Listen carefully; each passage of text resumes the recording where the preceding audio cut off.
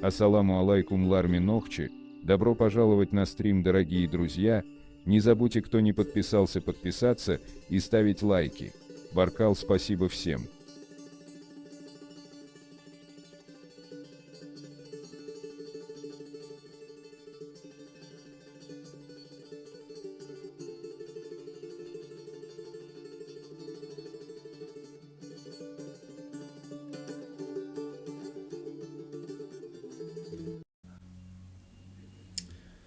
Да. Сейчас у нас YouTube присоединился. Если есть, конечно, разные темы будем затрагивать по мере возможности. Если будут вдруг гости, будем принимать и отвечать, конечно же, на ваши темы. Если поступили вопросы какие-нибудь, конечно же, на них тоже ответим.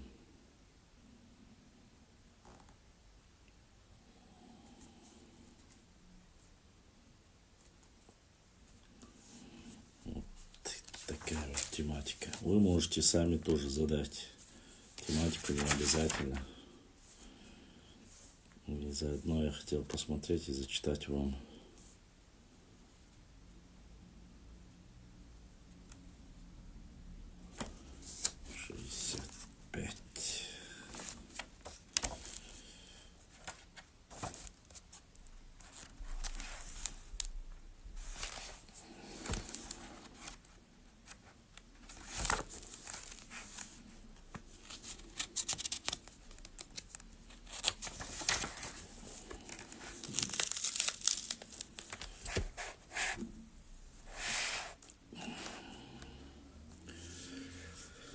Так, конечно, можно любые вопросы, если они, в принципе, не валикум ассалам, касаются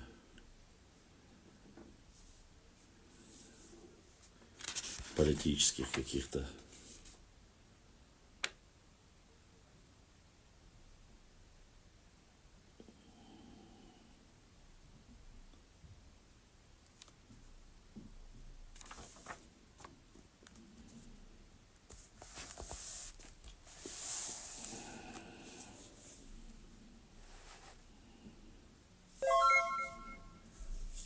никаких проблем нет, можем и с вопросов начать, и с тематики начать. Любой, как говорится, войн разниц яц.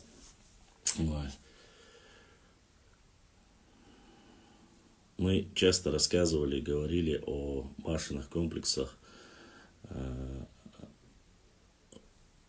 которые находятся непосредственно в восточной части. И я хочу вам зачитать одно рукотворные памятники Чечни, вот параграф рукотворные памятники Чечни, и рассказать вам о них, зачитать вам небольшой текст. На противоположных берегах речки Аксай, Ясси Олватина, стояли две башни. В одной башне жил молодец, в другой девушка. Молодец очень любил девушку, но она не соглашалась выйти за него замуж. Когда молодец сказал ей, что хочет она того или не хочет, все равно должна выйти за него замуж. Девушка ответила: «Я пойду за того, кто в споре со мной одолеет меня силой и доблестью». Они бросили два камня на спор, кто кинет дальше. Когда посмотрели на брошенные камни, оказалось, что они на одинаковом расстоянии от места, откуда их бросили. Об этих двух камнях и говорят, что когда-то их бросили наспор один молодец и девушка. В местечке Башинкала, Башанкайл, стоит гора Башинглам. Ее вершина уходит в облака, и если глядеть на нее вверх, папаха сползает на шею. С одной стороны гора как бы обрублена и представляет собой огромную каменную стену. На этой стене когда-то могущественные люди воздвигли башни. Они находятся на такой высоте, что едва ли долетит до них пуля из кремниевого оружия. Войско хромого Тимура, говорят, назвали их башнями Гоната. Ни для кого не было, ни для кого не было в мире в те трудные, ни для кого не было мира в те трудные времена. Племена враждовали между собой. Это так похоже сегодня на ситуации между некоторыми нашими обществами, тейпами и соседями. Племена враждовали между собой. Те, кто жили в крепких башнях, притесняли других людей. Многие стремились с помощью обстрела взять и разрушить эти башни. Но люди, живущие в башнях, камнями отражали нападения своих врагов. Иногда они делали вылазки, уводили людей в плен и возвращали их только за большой выкуп, деньги или скот. Если взятого в плен человека у них не выкупали, или его увозили в другую страну на продажу, или же превращали в раба. Кстати, вот эти как раз таки мифы, рассказы, которые есть, они идут о времени джахилии как раз таки. Превращали народом, живущим вокруг, надоели постоянные разбои тех, кто жил в башнях. Однажды, собравшись, они решили, что надо применить какую-нибудь хитрость и уничтожить и это гнездо. Они убили в лесах 5 медведей, сняли с них шкуры. Недалеко от башен Гоната находились посевы. 5 из окрест живущих влезли в медвежьи шкуры и пошли травить эти посевы. У каждого из них имелось при себе припрятанное оружие. Наблюдатель, обозревавший из башни окрестности, заметил медведей среди посевов. По его тревоге все мужчины из башен выбежали с луками на легкую охоту. Медведи же продолжали травить посевы, делая вид, что не видят приближающихся к ним людей. Сидящие в медвежьих шкурах подпустили своих врагов поближе, сбросили с себя шкуры и открыли бой. Остальные из нападающих были в засаде в ближнем лесу. Они быстро выбежали и тоже напали на врагов. Они перебили всех мужчин-разбойников из-за ненавистных им башен и ушли, взяв в плен женщин, детей, разрушив дорогу, ведущую по склепам к башне. С тех пор никто не живет в башнях Гоната, и они стоят заброшенными.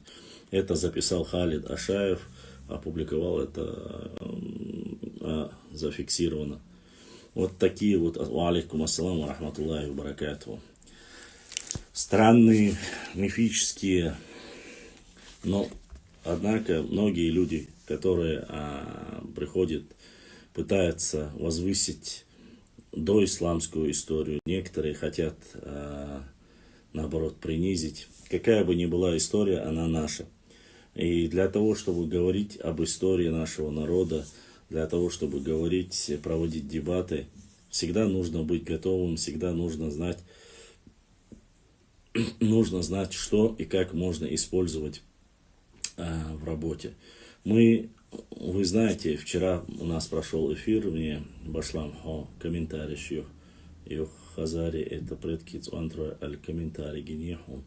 И Болшьязин как дац, и конечно же, неправда. Причем тут Цуантро и Хазары. Опять же, насчет Хазаров, хазарского каганата, есть какие-то мифы, предания, якобы, что мне многие люди заходили в эфир и говорили, что Хазарию и наше слово и так далее и тому подобное. Ну, честно сказать, прямых доказательств нету. Вы помните, у меня в эфире был один представитель кумыкского народа, академик в кавычках, гений и так далее. Он говорил, что хазарский каганат это является тюркское государство. Однако в советской, российской историографии про хазарский каганат говорится немножко иначе. Кто бы что ни говорил, да и уничтожение хазарского каганата приписывают больше, если я не ошибаюсь, то ли Святополк, то ли Святослав, приписывают к русским в этой историографии. Все говорят о том, что верхушка хазарского каганата была из иудеев, и что эти иудеи ушли Потом, после разбития хазарского каганата, ушли в горы и основали, и якобы таты, это и есть хазары. Есть такая версия, но доказательств никаких нету. Столица хазарского каганата находилась далеко. Сейчас, я не знаю, прямо какая-то болезнь. То Аланское царство, то хазарский каганат. Все эти государства, кто бы ни был, особенно те народы, которые проживают у нас на Кавказе, хотят приписать к себе, тюрки к себе хотят приписать, там, другие к себе. Однозначно сказать про хазарский каганат, который фактически при изучении хазарского каганата, сейчас расскажу. Так, у нас есть вообще про это здесь, здесь нету. Про хазарский каганат говорить, конечно, многие говорят, но достоверных источников об этом государстве, об их языке никто, честно сказать, не знает в достаточном.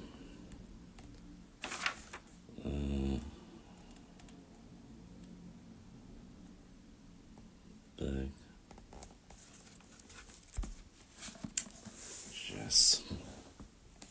Сейчас мы кое-что посмотрим.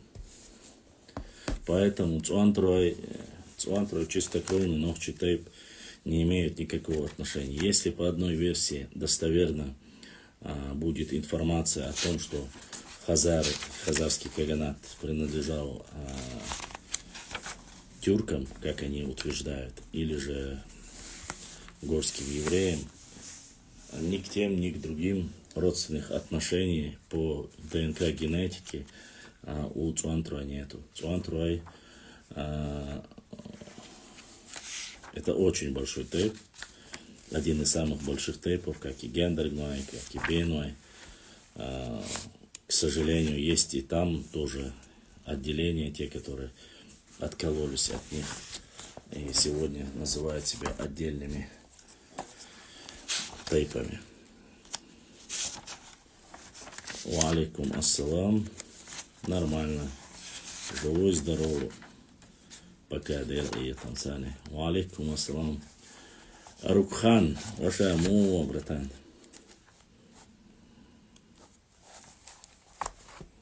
Рукхан, ваша, к сожалению, знаешь, то, что мы Салвай тейп до, Салвай тейп, це ночи тейп до. То, что мы с тобой, ты поддержал меня и отправил, мы пытались через Donation Alerts вывести, но их пока временно заблокировали. И тот, кто хочет поддержать наш канал через Donation Alerts, лучше делать во время прямого эфира, прямо когда идет эфир. И само собой, если кто-то живет за границей, лучше это делать, ссылки я скинул, лучше это делать через криптокошелек, ссылки я тоже оставил. Сейчас я с вами постараюсь вам один интересный момент. Рукхан, красавчик, братан. Сейчас я посмотрю. Ну, видите, самые сильные такие, более мощные. Так, древняя структура, социальный строй. В прошлом, так, древнейшие нравы обряды, сохранившиеся у чеченцев. Есть такая, так, это 120 семейный быт, древний общественный строй у нахчийцев, структура родственных отношений нахчийцев.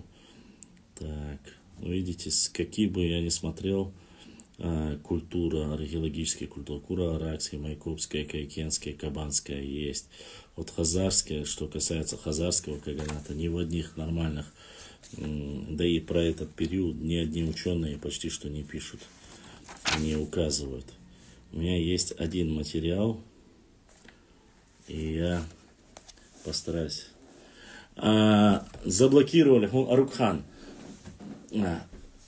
заблокировали, они говорят, что могут мошенничество туда-сюда, нужно прямо во время эфира хинсму эфира, давайте сразу хакочи. А так без эфира после, то есть когда закидываем, это не получается. Так, подождите минуточку быстро, не уходите.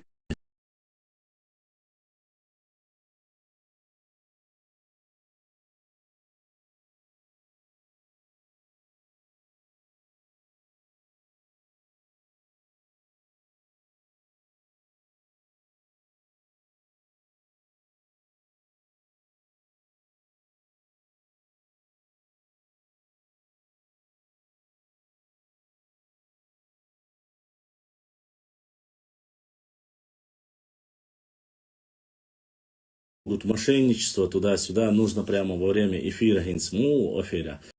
А ишта давайте, а сразу хакочи. А так без эфира после, то есть когда закидываем, это не получается.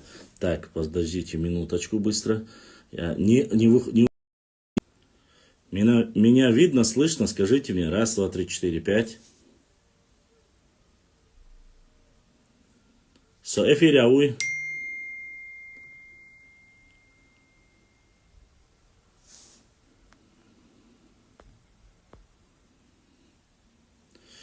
Так, меня видно, слышно, дайте знать, дайте знать.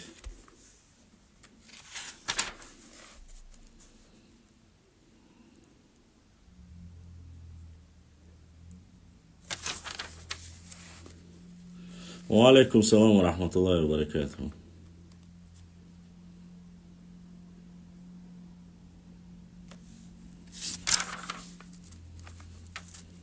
О.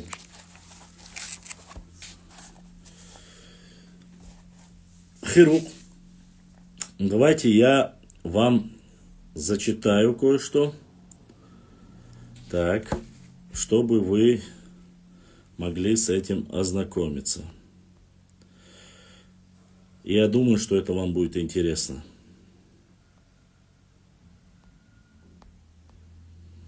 Я думаю, уверен, что это вам будет интересно. Так.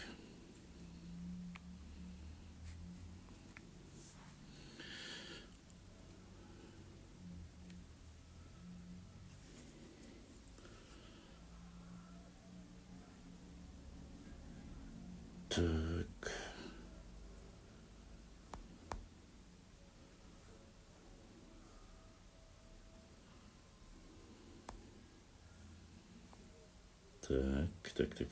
Так.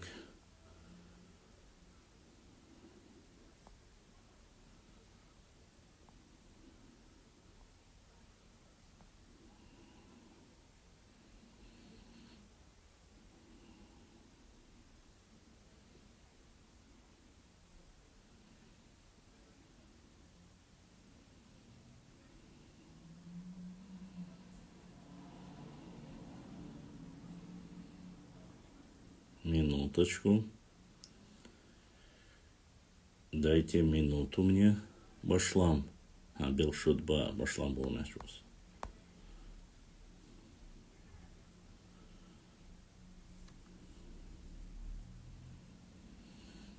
Так, вот.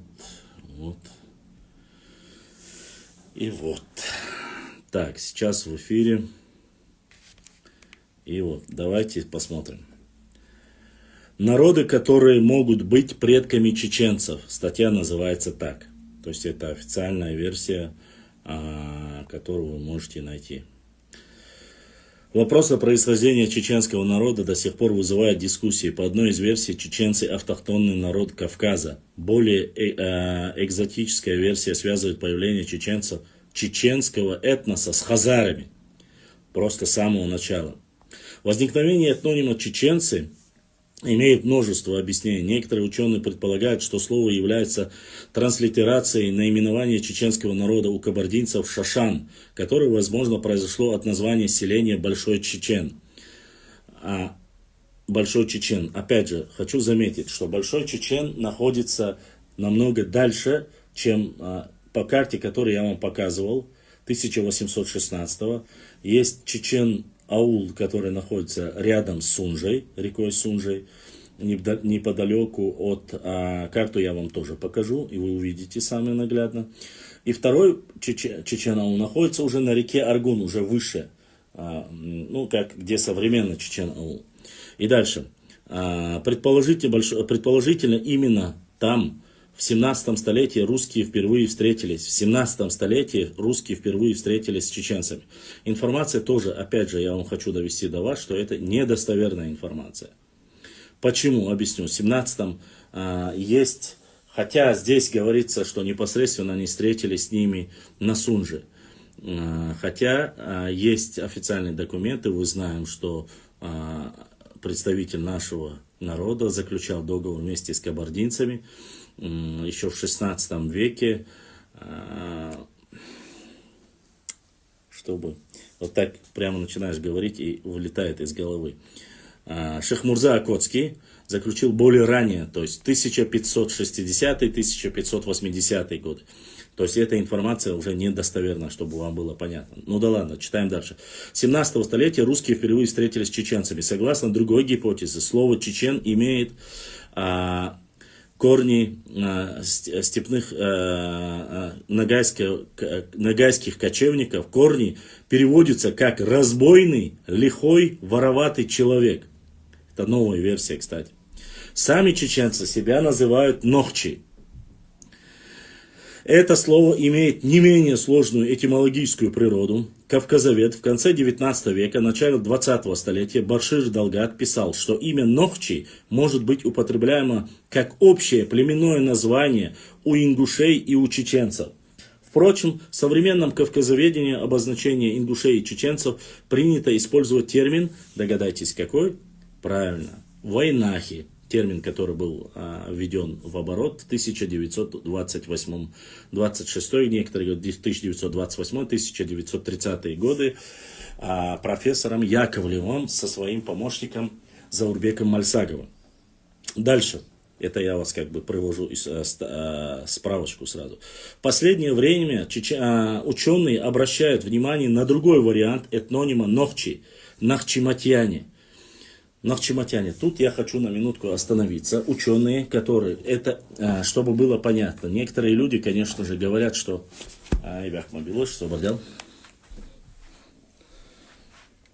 Дорогие друзья, не забудьте ставить лайки и подписаться на канал, кто еще не подписался. Баркал, всем спасибо.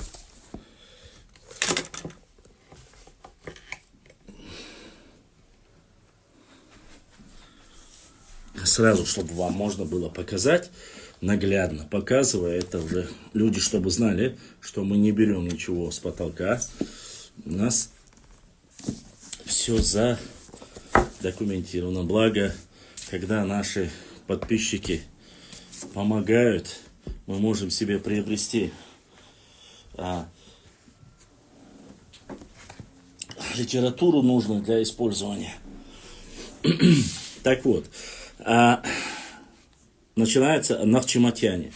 Для тех людей, которые говорят, что вот все, что касается Нахчиматьяне, это версия недостоверная или искаженная, что это выдуманное, я хочу, чтобы вы ознакомились. Мы говорили о том, что есть прекрасная, великолепная книга, научная книга, научный редактор, доктор исторических наук, профессор Академии наук Ачугба, Академия наук Абхазии, потом рецензенты, профессор Академии наук Ахмадов и кандидат исторических наук Сфинари.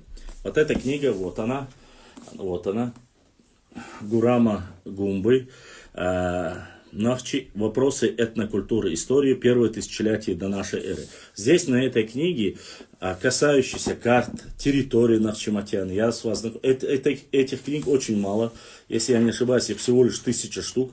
Здесь, смотрите, начинается с первого заглавия, начинается Нахчийские племена Центрального Кавказа первого тысячелетия до нашей эры. Нахчиматьяне Ашхарайцуца. Вот эта первая глава начинается именно вот с этого. Если вам будет интересно, я его ознакомлю вас с ним. То есть в этой книге это все есть, задокументировано. Весь состав, кто занимался этой работой, мы, конечно же, попозже вас ознакомим. Дальше смотрим. Зачитываем дальше.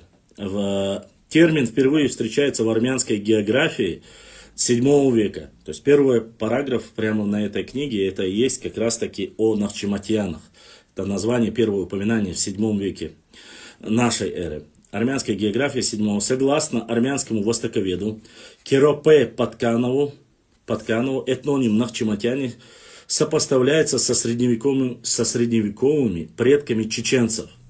Этническая пестрота, называется следующий параграф. В устных преданиях нахчийцев приветствуется, что их предки пришли из гор. Многие ученые сходятся во мнении, что предки кавказских народов сформировались в Средней Азии примерно 5-7 тысяч лет до нашей эры. В течение последующих нескольких тысяч лет, насчет 5 или 7 тысяч лет о существовании, что автохтонный народ, говорят все ученые, однозначно, все ученые, особенно, с которыми я общался, я спрашивал о дате 5-7 тысяч лет. Здесь лишний раз подчеркивается, но не забывайте, здесь указывается немножко другое. 5-7, здесь 5000 лет до нашей эры. После существования здесь, на нашей территории, мы говорим, и когда я спрашивал у кандидата исторических наук, другого доктора исторических наук, у Физриева и остальных, они сказали, от 5 до 7 тысяч лет существования на этой земле мы непосредственно в центральной части Кавказа. Зачитываем. Дальше. Эта версия как раз таки не чеченских научных деятелей. В Передней Азии 5000 лет до нашей эры в течение последующих нескольких тысяч лет активно мигрировали в сторону Кавказского перешейка. Умара вы можете найти, я вам сразу даю ссылки, где можно это посмотреть. Можно посмотреть Умара, Мары, не Умара, а Мара. И дальше вы знаете, есть грузинские источники, которыми тоже мы можем ознакомить, и знакомили вас. Умравели. Книга, кстати, тоже у нас есть. Ва алейкум салам ва рахматуллахи ва баракатуху. Джамлей. Дальше. Несколько тысяч лет активно мигрировали в сторону Кавказского перешейка, обживая берега Черного и Каспийских морей. Опять же, я хочу сказать, что это источник и вообще эта информация не от чеченцев. Согласно большинству современных кавказоведов, все последующее время происходил сложный процесс этнической консолидации нахчийского этноса, в которых периодически вмешивались соседние народы. Доктор филологических наук Каты Чокоев отмечает, что рассуждение об этнической чистоте, возвращаемся ко вчерашнему разговору. Помните, вчера какая дискуссия у нас была? Начали говорить, мы чистые, вы не чистые. Прошу заметить. Ката Чокоев отмечает, что рассуждение об этнической чистоте чеченцев, ингушей ошибочно. По словам ученого, в своем развитии оба народа, здесь Ката Чокоев называет оба народа, проделали долгий путь, в результате которого они как вбирали в себя черты других этносов, так и теряли часть своих черт. Здесь я хочу немножко остановиться. Я теорию Кати Чокоев не отрицаю. Однако, есть книга, вот я вам показывал вчера, книга Мальсагова, есть у нашего Натуева книга. Здесь есть книга у нас Джамирзаева, вот. Смотрите. Джамирзаева. Очень важная, очень нужная книга. Я вам перечислял рецензентов. Доктор исторических наук Академии Меликашвили, доктор исторических наук Георгадзе, доктор исторических наук, член корреспонденции Академии наук Грузии Пицхалаури, доктор исторических наук Гасвиани, доктор филологических наук Чрелашвили, доктор исторических наук, член корреспонденции Российской академии наук Арутюнов, доктор исторических наук Тер Петросян, доктор исторических наук С. Чишко и, конечно же, доктор исторических наук Джамирзаев. И все вот этих ученые в один голос утверждают, я к чему-то это подвожу, вот зачитывая статья, посмотрите, у нас идут какие периоды? Идут Хурита-Урарский период, Алроидский период, Гаргарейский период, Дзурдзукский период, период консолидации нахчийских и других, включая иноязычных племен. Дальше продолжение. Мы зачитывали в прямом эфире, и я вас знакомил. Как раз такие культуры, народы, которые проходили через Кавказ и которые частично оставляли и свое культурное наследие, с нами взаимодействовали. Этому есть и доказательства, находили археологические раскопки, делали. Смотрите, сейчас. И наша сестра опередили ютубовские братья через Donation Alerts, через YouTube задонатила наша сестра Таиса. Она всегда пытается поддерживать, максимально помогает, когда у нее получается. Таис, далси дуайла дейрез хейл одарна гона остлацерна ой канал хондук езерна.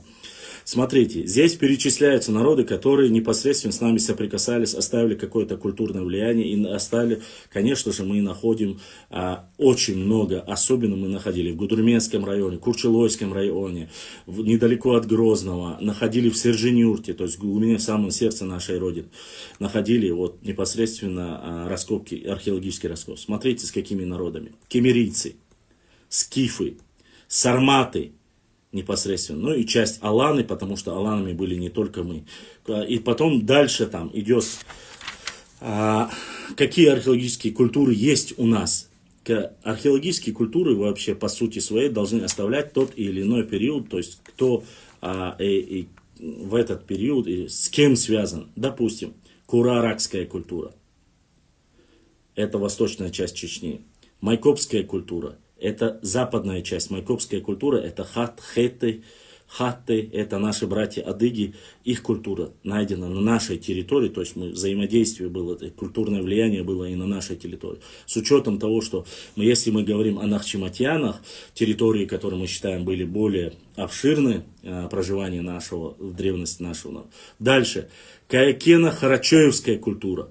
Кабанская культура. То есть производительно-техническая культура, строительство, архитектура, земледелие, скотоводство, металлургия, ремесленное производство. Чтобы было понятно, почему я отошел сразу, я привожу вам справки, подтверждение данного материала, который мы зачитываем, насколько это достоверно или недостоверно по этому вопросу. Дальше смотрим. Тут мы лишний раз подчеркиваем слова, сейчас, подождите, правильно, Коты Чакаева, которые рассуждение о том, что чистая, вот есть у нас некоторые люди, которые говорят, у нас чистая культура, чистая кровь. Вот мы вообще не взаимодействовали ни в культурном плане, ни с кем. Это недостоверная информация. Еще раз хочу. Да, у нас не было такого, что мы очень сильно разбавили свой национальный состав, что у нас там половина такие-то, половина сякие, которые хотят некоторые народницы навязать. Это недостоверно. Взаимодействие с этими культурами, представители этих культур сегодня живут и по соседству, и говорит о том, что мы взаимодействовали. То есть я ложхала, едуашхала, ну разные, да, вот, непосредственно. Это все было. И исключать этого нельзя. Поэтому некоторые люди сегодня, мы знаем, что да, в восточной части есть огромное количество ногчей, которые сегодня представляют другой национальностью, потому что они знают, там, допустим, кумыкский язык, но при сдаче ДНК и показали этой ДНК, что они ближе не к кумыкам на самом деле, а у них чисто чеченская кровь. Но они разговаривают на кумыкском языке, они среди них, вот, допустим, пример я вам приведу, да, мы много говорили о селении, которое находилось в Ауховском районе, селение, откуда родом непосредственно Ташухаджи Саесанский. Напомните мне это село Дагерда-Илихсуны. Крепость внезапная, не Тарки, а Дагердалар. Напомните мне, где проживали половина чеченцы, половина кумыки, недалеко от Каспийского моря. Кто-нибудь вспомнит? И тишина, все молчат. Молодец, правильно. Эндери. Вот в Эндери считала, что большая часть этого села проживали половина ногчей из тейпов, как Центарой, из тейпов, как Дишни, из тейпов, как Гунуай.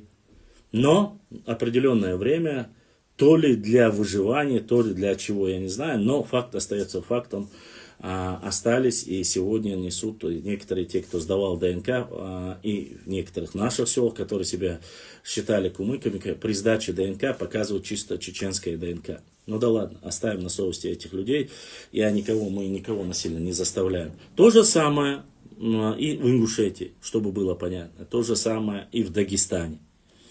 То есть и у них те люди, которые особенно говорят, вот мы самые, те, кто это говорит обычно, мы самые-самые, а на самом деле взаимодействие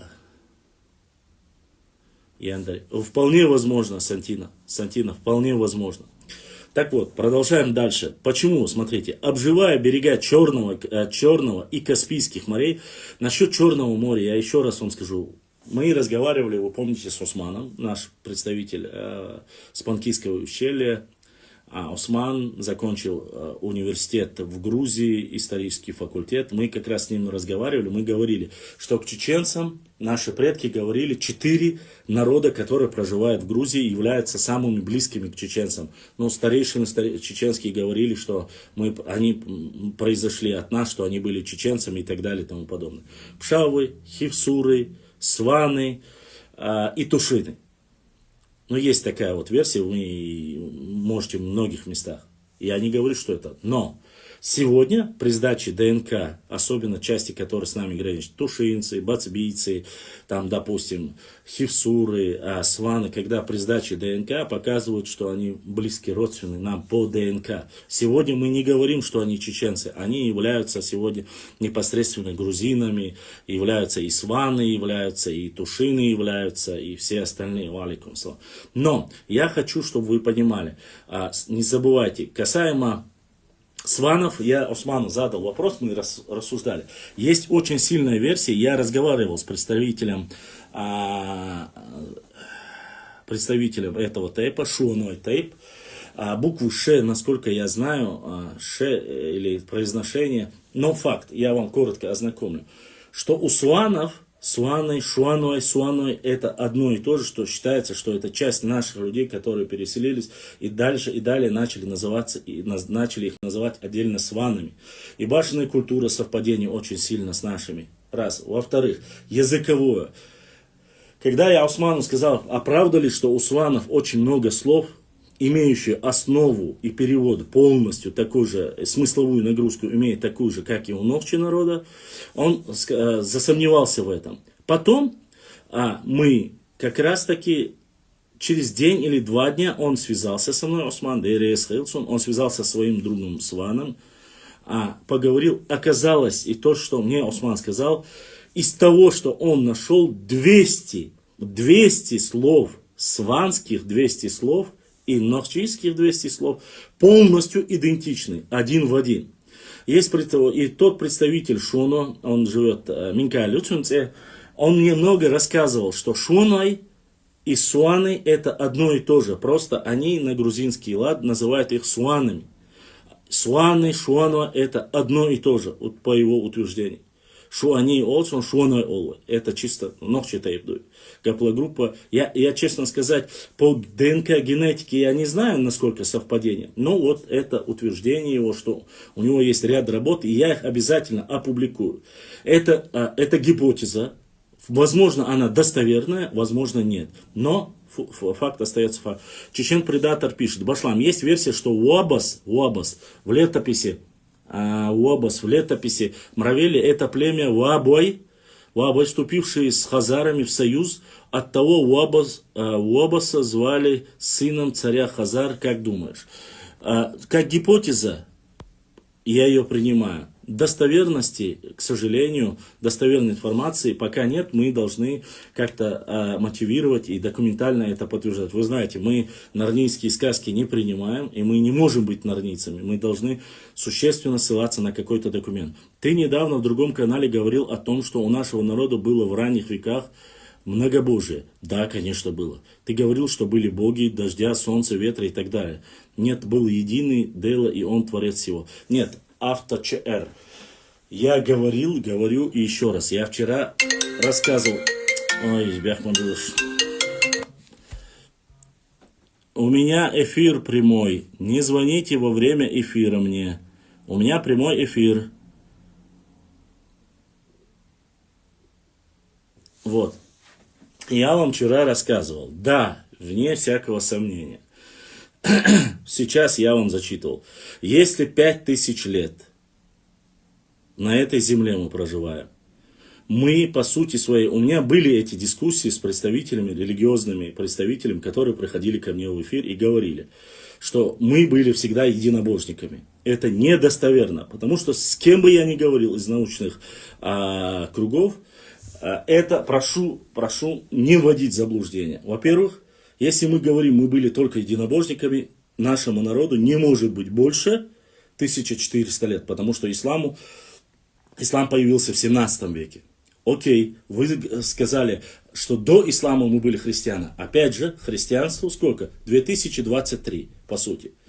тоже недостоверная информация, потому что по самым ранним даже информация о возрасте нашего народа является намного старше, то есть 5000 лет. То есть вы можете говорить, есть, конечно, и такие чудики, которые говорят, что мы там со времен Моисея, тогда получается жюкты, то есть евреи. То есть мы были иудаистами, мы были христианами, потом мы стали мусульманами. Только в таком формате можно быть единобожником все время. Это недостоверно. Мы знаем прекрасно, что были, тот, кто изучает древнюю историю, он должен прекрасно знать. Если мы потомки и близко родственный народ урартийцам и хуритам, заметьте, я говорю близко родственный, не утверждаю, не говорю 100%, хотя уже можно говорить, что мы потомки урартийцев и хуритов. Если мы говорим, что оттуда, вы должны знать, что и хуриты, и урарту были многобожниками. И, или вы отрицаете то, что мы исторически очень древний народ, вы должны придерживаться, как бы вы ни хотели, монотеизм, да, и было такое утверждение, когда говорили мне, что якобы всегда был один Бог, то есть мы его назвали еще до Аллаха, по-другому назвали там Дела, абсолютно верно. Главным верховным богом у чеченцев, язычников во времена Джахилии был Дела. Но были такие Села, Гела или Га его называют, там Тушоли, Хиннана, вот эти все, вы сегодня же знаете, что даже сохранилось Хиннан, и там есть и больше эти языческие, но это все ушло с приходом ислама, произошла трансформация, то есть все остальные многобожие было уничтожено, остался один единственный Дела, то есть Аллах и Дела это синоним. Поэтому врань это не врань, я и вчера это сказал, но в основном об этом я как раз таки заскакивал к нашим эрдатцам, богохульникам, шовинистам и язычникам, которые на самом деле сами и не знали о том, что, честно сказать, не знают ничего о чеченском язычестве. Да, были бог грома, бог воды, бог солнца, бог неба, но это времена джахилии. И если вы говорите, что мы поклонялись единому Богу, это недостоверно. Пророки, вы же должны, если вы религиозные люди, вы должны понимать, посылались огромное количество пророков, 124 тысячи пророков, да, отправлялись, чтобы мы становились на правильный путь. То есть были единобожниками. Если мы, как народ Нохчи, все время верили в одного единственного Аллаха, почему Всевышний Аллах не указал наш народ, и сказал, вот они единобожники, и так далее, и тому подобное. Вот кроме этого народа. Всевышний Аллах, который ведает всем, он же наказал, уничтожил, был всемирный потоп. Кто-то верит в это, кто-то не верит. Опять же, после потопа мы, как версия, кстати, мы сейчас дойдем до этого. Эта версия есть в научном обиходе о том, что мы являемся прямыми потомками пророка Ноха, яфидитами. Как раз таки это и грузинские ученые говорят. Потомками Кавказа, это грузинские ученые, опять же, говорят. Вместе с грузинами пришли. Осели там в одной стороне, в другой стороне. Грузины это, сегодня они называются грузины, это много разных, 7 там или сколько, 6, это разные народы, мигрелы, сваны там и так далее и тому подобное. Стали единым. Но это сейчас не об этом. Были ли божества? Конечно, были. Был единый Бог Дела. Тогда, подождите, почему так просто, если так говорить, зачем остальные и Села, и Бог Грома, и Бог Воды, и Бог Плодородия, и Бог плодородия земли, и Бог плодородия, чтобы женщина забеременела, то есть появился ребенок, и так далее, и тому подобное. Это все джахилия, и вот времена джахилии никто не сильно не интересуется. Мы до сих пор как бы ведем. Продолжаем, и я отвечу на ваши вопросы. Это не на другом канале было. Села, мой Господь, света, владыки души Господь. Я смотрю, ты анунак. Лучше ты свои анунакские темы оставь. Анунаки были самыми, языческое божество, рептилоиды были низшими богами. Тебе надо поклоняться Игеке. Вот они были высшие божества, над анунаками были, короче. Об этом, если тебе интересно будет, я скажу. Я же вам говорил, приходите ко мне в эфир, я вашу языческую натуру полностью в пух и прах разнесу. Исторически. Я не буду влазить даже в детали, что делали язычники, как вырезали детей, как головы отрезали, как топили, варили их. Я об этом буду как бы красочно преподносить вам. А что касается, кем были... Кстати, вы указывали, что анунаки являются высшим божеством. Да, в некотором случае. В той же Месопотамии было 2000 богов. 2000 богов. Вы, дающие ширк, предающие Всевышнего Аллаха, даже не знаете, что анунаки были рабами. И я об этом вас ознакомлю. Я не знаю, какой там твой бог света и тому подобное. Вы прежде чем лазить в каком-то дерьме, вы хотя бы изучили бы. Поклонению и перейти на сторону сатаны и дьявола ничего не стоит. Это не трудно, как вы это делаете. Да, мы-то мусульмане. Ладно, продолжим об истории Чечни. Пестрота. Дальше продолжим. Так. Кавказского перешейка, обживая берега Черного, Каспийских морей. Часть переселенцев проникла в пределы Кавказского хребта по Аргунскому ущелью и заселила гористую часть современной Чечни, Нохчичуя. Согласно большинству современных кавказоведов, все последующее время происходил сложный процесс этнической консолидации нахчийского этноса. То есть нахчийского здесь имеется в виду и бацбийцы, и ингуши, и ауховцы, и кистинцы, и все имеется в виду. Которые периодически вмешивались в соседние народы. Доктор филологических наук отмечает, что рассуждение это я вам зачитывал. В составе современных чеченцев, ингушей, этнографы находят значительную долю представителей. И тут слушайте. Это научная аргументация. Находит долю представителей тюркских, дагестанских, осетинских, грузинских. Дальше. Находит ингушей, монгольских, грузинских, монгольских, русских народов. Об этом в частности свидетельствует чеченский и ингушский языки, в которых существует заметный процент заимствования слов грамматических форм. Но также смело можно говорить о влиянии нахчийского этноса на соседние народы, то есть использование наших слов. Например, востоковед Николай Мар писал: «Не скрою, что в горцах Грузии». И вот мы отходим. Я вам до этого зачитывал, что грузин, наши предки, наши старейшины говорили, что пшавы, хивсуры, сваны, тушины являются представителем нашего народа, которые огрузинились. Кстати, в книге Маргашвили я вам зачитывал огромное количество пофамильных, которые уехали в Грузию, сегодня стали грузинами. Дальше. Не скрою, что в горцах Грузии вместе с ними в хивсурах, в шавах вижу огрузинившиеся чеченские племена. И это пишет Мар, востоковед, чтобы было понятно. Белшот. Чушь и ересь несешь ты и твой шейх Бузуртанов. Так что тебе слова не давали. Наберешься мужества, нажимай кнопку, заходи в эфир, показывай свое личико, Гюльчатай, и мы с тобой поговорим. Дальше. Древнейшие кавказцы. Доктор исторических наук, профессор Георгий Анчибадзе уверен, что нохчи чеченцы древнейшие из коренных народов Кавказа. Хочу заметить, эта статья написана не чеченцами. Научная статья. Дальше читаю. Древнейший из коренных народов Кавказа. Он придерживается грузинской историографической традиции, согласно которой братья Кавказ и Лек положило начало двум народам. Первый чеченский-ингушский, единым считается, и второй дагестанский, то есть леки появились. Вы видели, да? Мы видели много карт, где леки это Дагестан, а потомки Кавказа, нохчи, дзурдзуки это Чечня и Ингушетия в данной ситуации.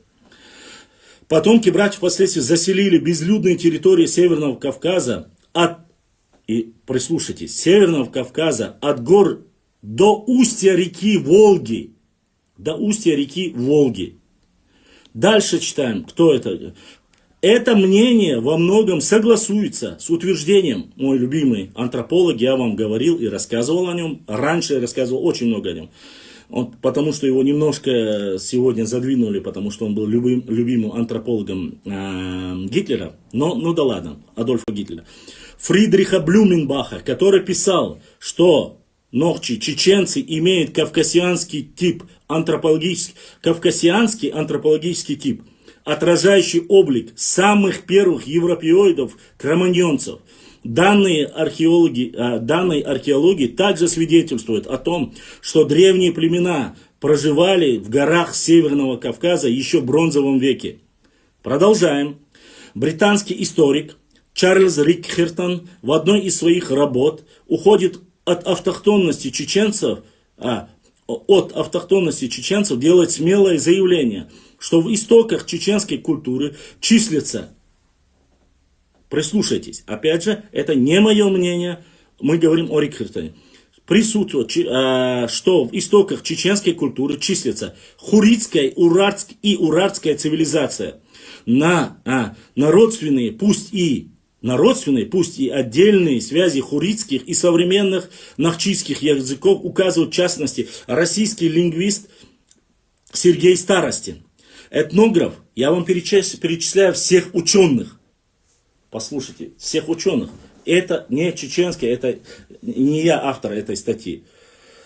Перечисляю, вы слышали, Мар, Старостин, Блюменбах, Рикхертон. Дальше идем. Этнограф Константин Туманов в книге о доисторическом языке Закавказья выдвинул предположение, что знаменитые ванские надписи, уратские клинописные тексты, сделаны предками нахчийцев.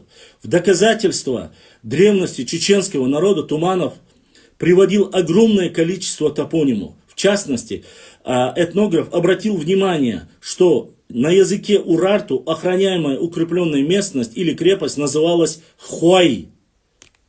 В том же значении слово встречается в Нохчичуе, в Чечении, в Чеченской республике. Здесь чеченское написано, ингушское. Хотя, я не знаю, есть ли Хуай с окончанием Хуай в Ингушетии, я не помню сейчас. Ну да ладно. В том же значении это слово встречается в чеченском Хуай, село в Чеберлое, которое, кстати, вчера мы спрашивали о чеберлоевцах, еще раз мы подтверждаем, что чеберлоевцы являются одним из тоже представителей нашего народа, одним из древних тейпов и тухумов, которое действительно имело стратегическое значение, преграждая со стороны Дагестана путь в Чеберлоевскую котловину. Новый абзац. Слушаем дальше. Надеюсь, вам интересно. Если интересно, лайкайте и поддерживайте, мои братья и сестры. Ибрахим, если будут вопросы, без разницы, отправляй их. С Ютуба отправляй, не оставляй. Если мат, предупреждай и убирай. Если нет, отправляй их. Ца проблема отцу. Продолжаем дальше. Вернемся к самоназванию чеченцев. Параграф называется «Народное». Вернемся к самоназванию чеченцев Нохчи. Некоторые исследователи в нем видят прямое указание на имя ветхозаветного патриарха Ноя. В Коране Нух, в Библии Ноах. Слово Нохчи они делят на две части. Если первое Нох означает Ной, то вторую Чи следует переводить как люди или народ.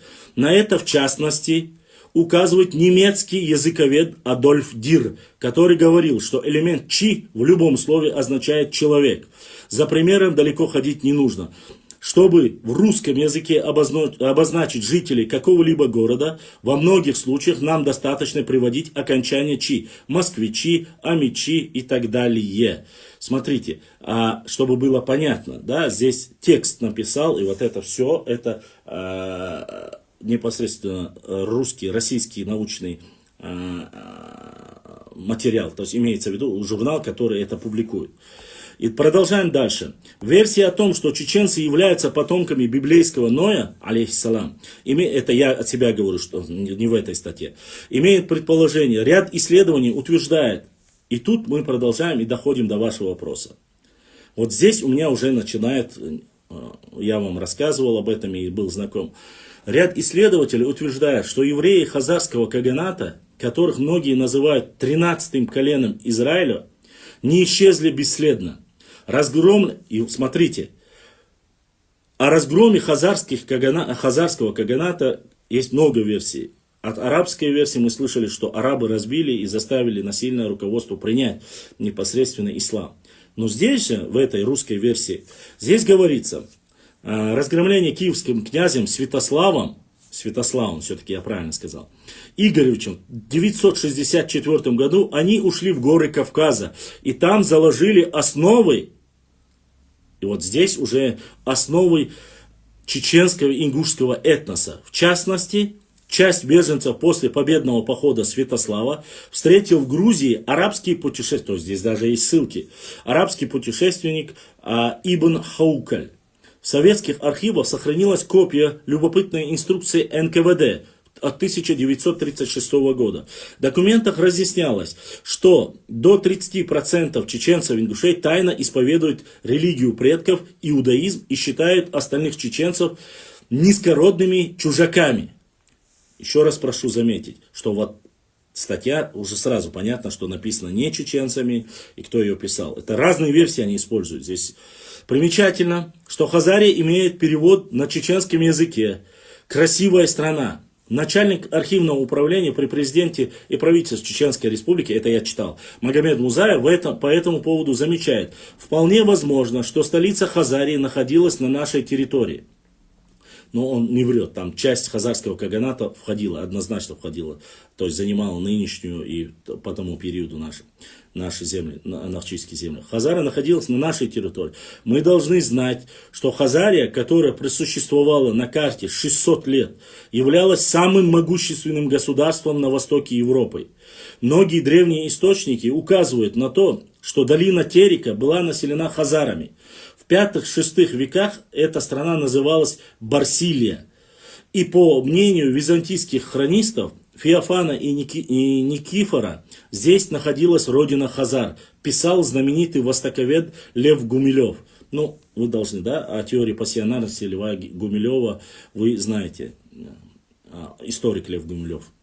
Некоторые чеченцы до настоящего времени уверены, это тоже мы слышали, что являются потомками хазарского каганата. Так очевидно рассказывают, что во время тогда Чеченской войны один из лидеров боевиков Шамиль Басаев говорил: война – это война, реванш за разгром хазар. Я не знаю, зачем они используют вот это слово, не знаю, современно, понимаю почему. Ну да ладно. Современный российский писатель, чеченский и так далее, некоторые чеченские потомки хазар. И это я его зачитывать прямо не хочу, потому что это еще тот балабол. Еще один любопытный факт: на самом древнем еще один любопытный факт. На самом древнем изображении воина-чеченца, сохранившегося до наших дней, отчетливо видны две шестиконечные звезды израильского царя Давида. Неважно, что это непосредственно звезду Давида начали использовали не только они и не только евреи. Вот такого формата научная статья. Кому-то нравится, кому-то не нравится. О хазарском каганате, который вы спрашивали, я вам зачитал и ознакомил вас. Друзья, так, сейчас, подождите. Ладно.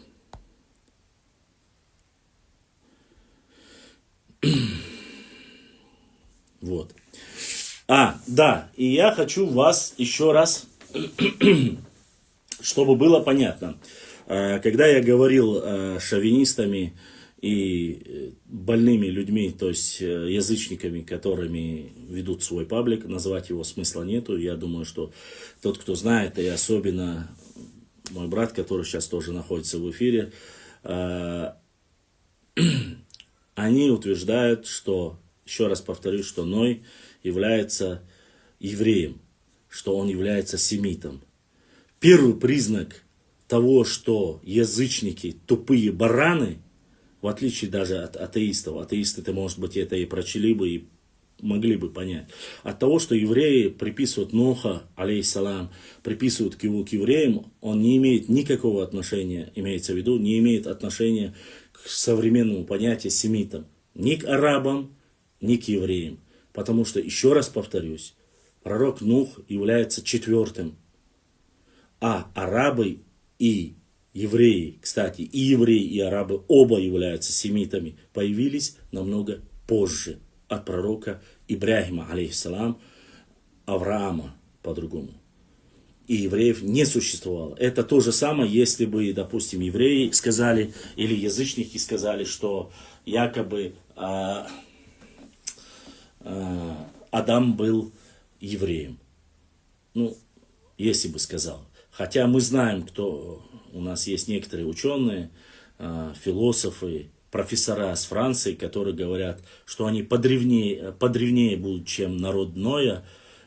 Я так подразумеваю, что они себя считают народом пророка Адама, алейхиссалам. Не знаю, но есть и такие ученые. Хотя мне не столько лет, я не профессор французского Сорбонского университета, и я такого никогда не скажу и не говорил. Ну, потому что это в первую очередь очень смешно и наивно. Если вас, продолжая, вот зачитал вам по материалам и хазарскому каганату, прошу вас заметить, еще раз повторюсь, не забывайте о самом важном. Во время хазарского каганата, кто бы что ни говорил, до хазаров было Аланское царство. Аланское царство пало под хазарским каганатом. И аланы должны были, а мы являлись частью Аланского царства. И каким образом нохчи, непосредственно чеченцы, были в составе хазарского каганата? Они входили в состав только потому, что во время войны в хазарском каганате, если у хазарского каганата были боевые действия, я говорю, что от него появляются дети нохчу. Появляются дети, от одного начинается арабская нация, от другого появляется еврейская нация. Я об этом говорю. Но мы знаем точно достоверно по исламу о главном. Я вам еще раз повторюсь, по крайней мере, ученый, который преподаватель, я бы сказал, профессор Аль-Аскара, мне сказал по истории, когда я спрашивал, что у Ноя было 3 сына, которые выжили. Я не говорю о тех остальных, это большая версия. Некоторые люди говорят, что на корабле Ноя, алейхиссалам, были еще люди. Я не могу об этом сказать, но говорится о 3 сыновей. И от этих 3 сыновей Сим, Хам и Афет. От Сима пошли семитские племена. То есть это Ближний Восток, это Африка в основе своей. От Хама появилась монголоидная раса. То есть семитские племена это негроидная раса. Все арабы и негры к семитским племенам относятся. А к Хаму относится монголоидная раса. То есть все монголоидная раса, имеется в виду, вы знаете, это Ближний Восток, Китай, Корея, монголы и так далее и тому подобное. И от Сим, Хам и Афет это кавказианская раса, это вот наша, от которых появились и нохчи, и грузины, и так далее, все, и адыги, и так далее, и так далее. Понимаете, о чем я говорю? Вот версия от 3 сыновей Ноя, это достоверно по исламу, то, что я знаю. Что касается косвенного подтверждения этому, великолепные работы есть у Хасана Бакаева, вы можете ознакомиться с ними. Не только, и он ссылается, прямые ссылки есть и на грузинские источники косвенные, где говорит, что мы относимся, и Блюменбах, точно так же немецкий ученый, который отметил, что мы относимся к кавказианской расе, как раз таки говорит о том, что кавказианской расе, если мы относимся, являемся потомками Иафета, то есть сына пророка Ноха. Баслам, Нахчеван, город Хой и Хой в Чечне. Расскажи про это. Нахчеван, давайте я проще. Вы знаете, про Нахчеван. Давайте я, чтобы не было.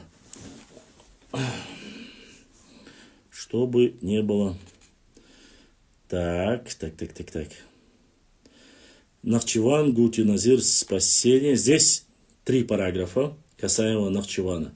Нахчеван и чеченские тептеры, Нахчеван и хуриты, Нахчеван или Нахичевань, Нахчеван, гуты, 4 даже темы, все касающие Нахчевана.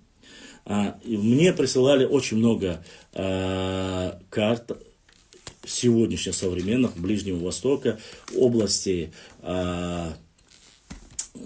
непосредственно озера Ван. Есть много селений, которые совпадают полностью идентично с нашими. Селение Хуай, Варанды. Вот эти вещи, они косвенно, конечно, подтверждаются, они есть и на картах, но по этой работе очень мало сделано, написано научных работ. Я могу его зачитать, я его зачитывал, кстати, про Нахчеван. Так, ассаламу алейкум, Башлам, как пришел ислам в Чечню? Ага. Про Хой, и это мы еще зачитаем.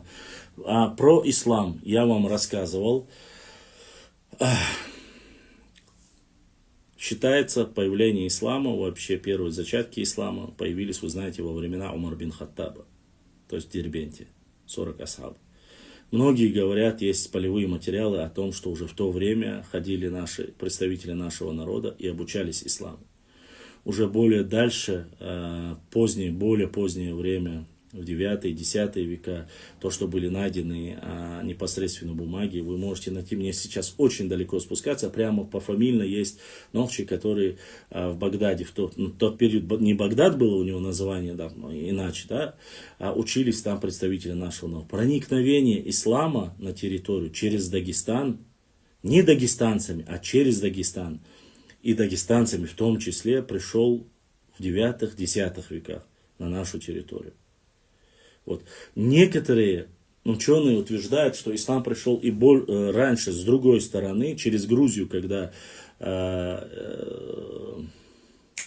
этого полководца арабского я забыл, который разгромил хазарского кагана, что он принес ислам, что якобы через Дарьяльское ущелье пришел, что и с той стороны пришел. Однако достоверно мы должны знать, проникновение, появление ислама на территории нашей Чечни было 9-10 века, и последнее общество, последний тейп, который принял, закончилось в 18 веке. То есть фактически почти что 800 лет. Чтобы вы понимали, многие задаются вопросом, а почему так быстро, почему так долго, у нас небольшая территория. Поскольку народы, во-первых, не было такой коммуникабельности, как сейчас. Во-вторых, распространение ислама, все-таки не забывайте, когда народу там 1000, 2, 3 тысячи лет, в отличие от того же христианства,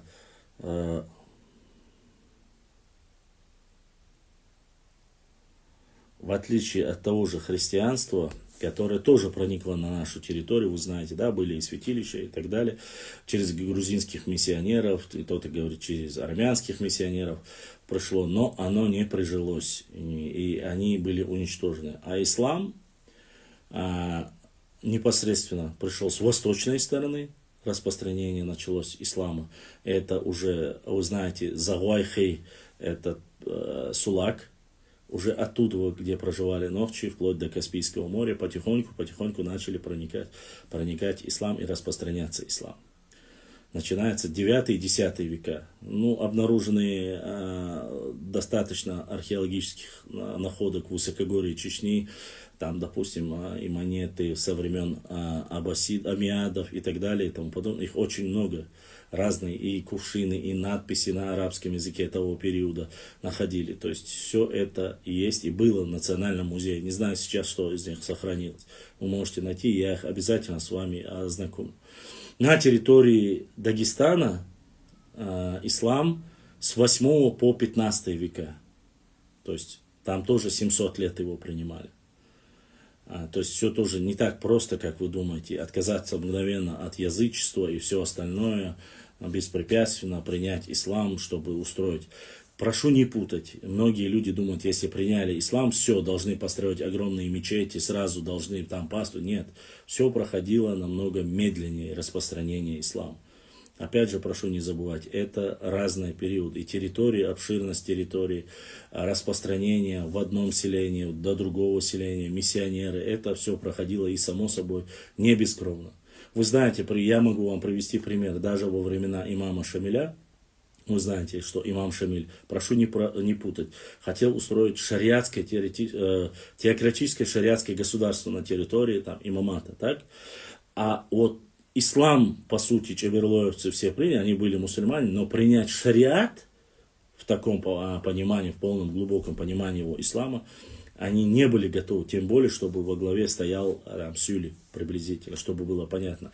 Потому что и многие источники, российские источники говорят, у Нохчи народа было презрение к Сюле. То есть, особенно чем дальше от этой границы, Уайха и Сулака, было больше презрения к Сюле. И для них это, поэтому вот эти пословицы, которые я вам и зачитывал, рассказывал, ну, это все-таки, не забывайте, времена, когда еще не настолько сильно люди уверовали в ислам и больше опирались там, у нас были свои законы, мягкалы и остальное, грубо говоря, да, а там было другое. У нас не было развито, вообще среди своего народа не было развито рабовладение, феодального устройства. Да, были эли, имеется в виду, богатые люди были, но между собой все были равными.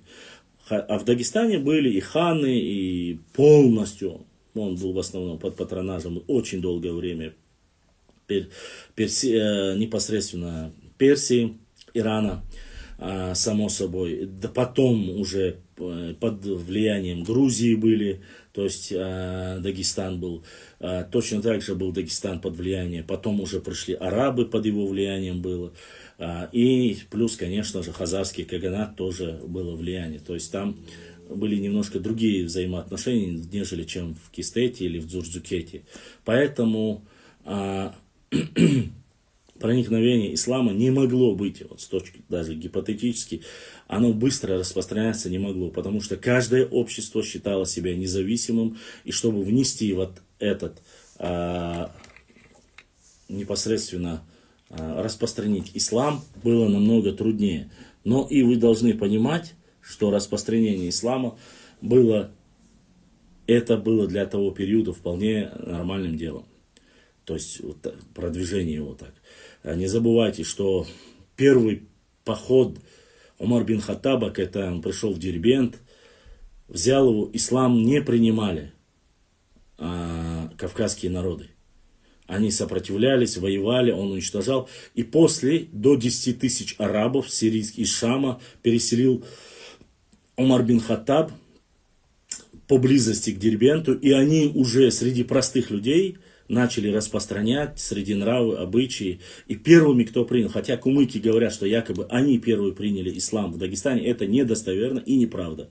Первыми ислам приняли лезгины. То есть южные на Дагестане приняли лезгины первые. Распространителями ислама были они. И дальше уже по нарастающей. Аланы это Макалон. Какой Макалон? Ты что несешь вообще? Авала, да, блин, свои нарнийские сказки, блин, рассказывают. Если вас осетины называют макалдонцами, это не обозначает, что аланы это вы. Там, допустим, грубо говоря. Это что за ерунда? Аланы это такие же и Нохчи, и Галга, и карачаевцы, и балкарцы, и даже частью адыги. Не неси свою чушь, блин. Гудериан пишет, нас объединяет Кавказ, а что может быть важнее, чем Кавказ, на все остальное второстепенно. Нет, конечно же, в первую очередь это религия, а потом уже остальное. Все-таки ислам важнее. Объединяющим фактором ислам должен быть. А родина, конечно, у нас одна, и Кавказ, но здесь разные национальности. Поэтому не можем всегда, у нас не все совпадает, допустим, и с грузинами, допустим, возьмем то же самое, да. Как бы уважительно, добрососедски мы друг к другу не относились, но они считают, их история написана так, что таким образом, что они очень сильно страдали от мусульманского мира. От турков они очень сильно страдали, от персов они страдали очень сильно, от дагестанцев они страдали очень сильно, то есть которые являлись мусульманами. Со всех сторон их мусульмане давили. И у них выработалось, и в историческом анализе прослеживается некая вот такая ненависть ко всему, в историческом плане, говорю, к исламу. Нашли в лесу огромное кладбище с арабской вязью, 800 или более старший возраст, которые заросли травой. Зара, неважно. Наверное. Я слышал или не слышал, не помню, но вроде бы было что-то. Не удивлюсь, что если ингуши сейчас начнут говорить, что они нахчи, не надо. Пускай каждый будет тем, кто он есть. Ассаламу алейкум всем, братья и сестры. Ва алейкум салам. Ассаламу алейкум башлам. Хал хил йолла эшарях эларк а кистой диалект угарнисью мух қиет везцунах дик сохранить бин бохилдуи. Мансур Тумсоев. Абсолютно верно. Кистинский диалект, с которым ознакомились наши ученые, филологи, считается, что сохранили, очень сильно сохранили, без всякой примеси сохранили чистый наш язык. Поэтому он считается одним из древнейших и одним из чистых. И сейчас я не хочу говорить, что одни чистые, другие нечистые. Нет. Просто вы должны понимать. Чеберлоевцы, шароевцы считались одним из древних диалектов чеченского языка, нохчи языка, нохчимат. Но и Шаройский, и Чеберлоевский район лежат непосредственно рядом с Дагестаном. И влияние какое-никакое, и появление некоторых слов, которые пробрались и в Чеберлоевский диалект, и в Шаройский диалект, со стороны Дагестана есть небольшое количество, но есть влияние. Поэтому, а в кистинский диалект не проникли никто, потому что они жили обособленно среди грузин. И браков с грузинами, и всего остального у них фактически сведено на нет. Что касается акинского диалекта, он тоже подвержен очень сильно соседям, потому что, как бы ты что ни говорил, диалект или язык, влияние на него оказывается, когда у тебя общие дела, бизнес, экономика. Поэтому вы должны понимать, нет, но попадают или персидские слова, или тюркские слова. А вот в кистинский диалект не попали ни грузинские слова, и они сохранили в более чистом и архаичном варианте нохчумат. Поэтому считается, что чистый язык и диалект, один из наших диалектов, это непосредственно кистинский. Вот. Так, это я надеюсь. У нас еще есть такое выражение «нах бац уш». Башлам, как обычно, топит врунов. Мы один из первых, какого-нибудь, ну это да. Дальше, Башлам, тут один ученый Белшот, позови его. Я его позвал, давно звал, но Белшот не Белшот. Баркал за ответ, Башлам хорошо рассказал. Я все это время думал, в 17 веке утвержден. Нет. Умар Ше. Утверждение о том, что якобы ислам распространился, это Исюли, когда у нас вопрос был спорный с соседями Сюлями, особенно один сюлиец написал такую версию. Если бы не аварцы и дагестанцы, вы бы до сих пор были Иванами. Так написал глупый Сюли, который не знает, что кому поклонялся сам до определенного времени. Но это недостоверно. Во время имама Шамиля, когда имам Шамиль, разбитый, брошенный, пришел в Чечню, он упрекал нас из-за Шамиля. Он говорил, если бы не имам Шамиль. Во время, когда имам Шамиль пришел, считался имамом Чечни, считался два представителя.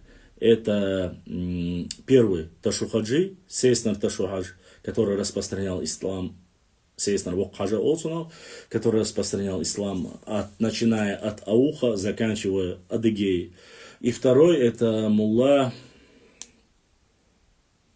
как же его, в последнее время из-за операции мне начали, даты немножко путаюсь и имена забываю. А второй был Удимулла. Вот эти два человека, одни считают, что он был имамом, другие, но они распространяли ислам и имели очень сильное влияние на представителей непосредственно своего народа. А то, что они принесли ислам, или Сюли принесли ислам в 17 веке, да это уже недостоверно.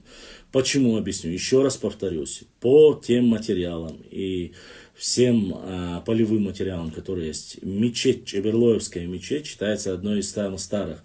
Ее датировку по древесине, радиоуглеродный анализ, который взяли, указывает, что Чеберлоевская мечеть 15 века непосредственно.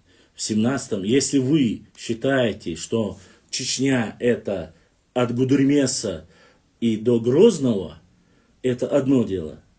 Но территория Чечни была, не забывайте, от адыгов до Каспийского моря, до реки Сулак, Гуайхи, вот эти огромные территории. И если 10-20 тысяч одно село проповедовало и было мусульманами, оно уже считается, что на территории Чечни проник ислам. И не забывайте, был Бершейх, который распространял, то есть и распространял, и оживлял ислам на территории Чечни, это 15 век. Раз. Во-вторых, когда Амир Тамерлан или Хромой Тамерлан пришел и уничтожал чеченцев, проходил и спустился, в одной части был Аух, а в другой стороне были уже вверх, через реку Сулак были Сюли, ауховцы уже были мусульманами, и он их не тронул, говорится.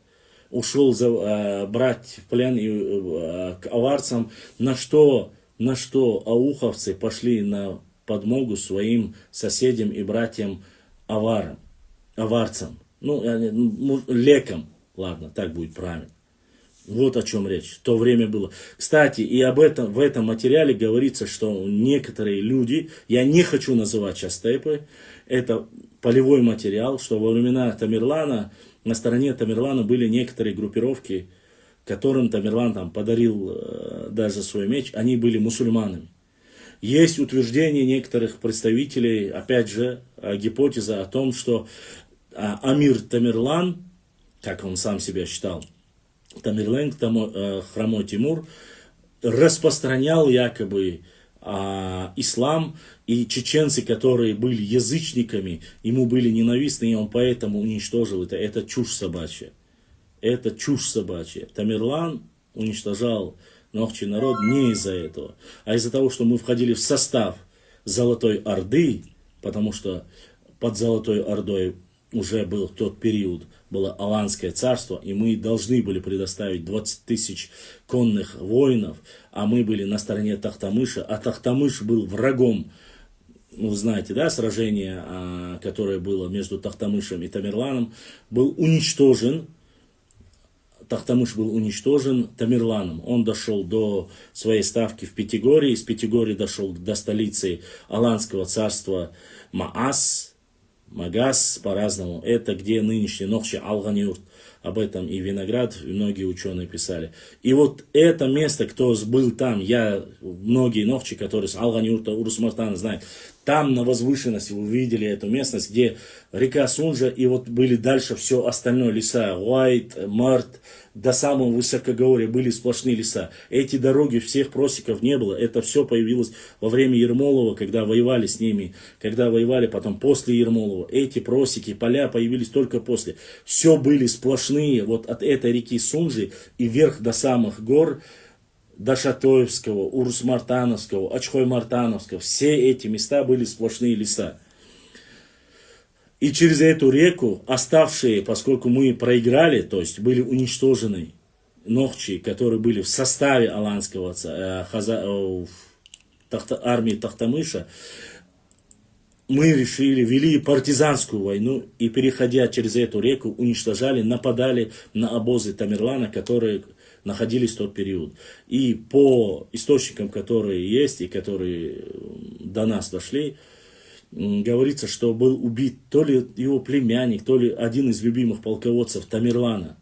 И тут Тамерлан принял решение, как смеет кто-то, Тамерлан, перед которым содрогался весь мир, весь Кавказ, что делать нападение. И он зашел с двух сторон, его армия, в том числе с самим Тамерланом. Одно через Аргунское ущелье, то есть по реке Аргун, и другое через Асиновское ущелье. И вот по этим горам он пошел дальше, уничтожая и башни, и все живое, неживое, стариков, детей не щадя. Поэтому оставьте свои вот эти наивные сказки о том, что Тамерлан уничтожал чеченцев за то, что он не принимал. Тамерлан не был таким человеком, который распространял везде, ходил, распространял ислам. Ты принял ислам, мы тебя оставляем. Нет. Адыгские князья, адыги и все их точно такие же башенные комплексы были полностью уничтожены. Не то, что это. Тахтамыш был мусульманином, и армия Тахтамыша была мусульманской, Золотая Орда. Но он же уничтожил Тахтамыш. Есть эти переписки, которые были между Тахтамышем и Тамерланом. Хотя Тахтамыш был потомком, прямым потомком Чингисхана, а Тимуджин, не был потомком ханов и монголов. Поэтому он назывался Тамерлан, Амир Тамерлан он себя считал. А он не имел права на титул хана, потому что он не потомок хана был. Он не был представителем монголов. Он был представителем тюркского народа. Сегодня, если я не ошибаюсь, это сегодняшние узбеки оттуда, с этой области. Самарканд. Вот, поэтому не нужно рассказывать какие-то небылицы. И я понимаю, вы говорите, нам некоторые начинают, ну это все написали русские, это неправда, а то, что я говорю, правда. Окей, напишите, ищите арабские источники, ищите немецкие, европейские источники. Альтернативная история есть, но везде фактически почти что одно и то же. Про Тамерлана и Чингисхана. Поэтому не нужно вот говорить эти кафирские книги. Ну напишите свои. Я не говорю, что все, вот вы видели про хазарский каганат и про чеченцев, что якобы 30% из чеченцев, ингушей, это все евреи, а они всех остальных считали ничего. Ну это что за бред это? Что это за бред? Хотя, я знаю, что это бред, еще раз повторюсь, любителям генетики говорить, что мы чистые, вот у нас 80-90% якобы такое ДНК, вот это очень опасно.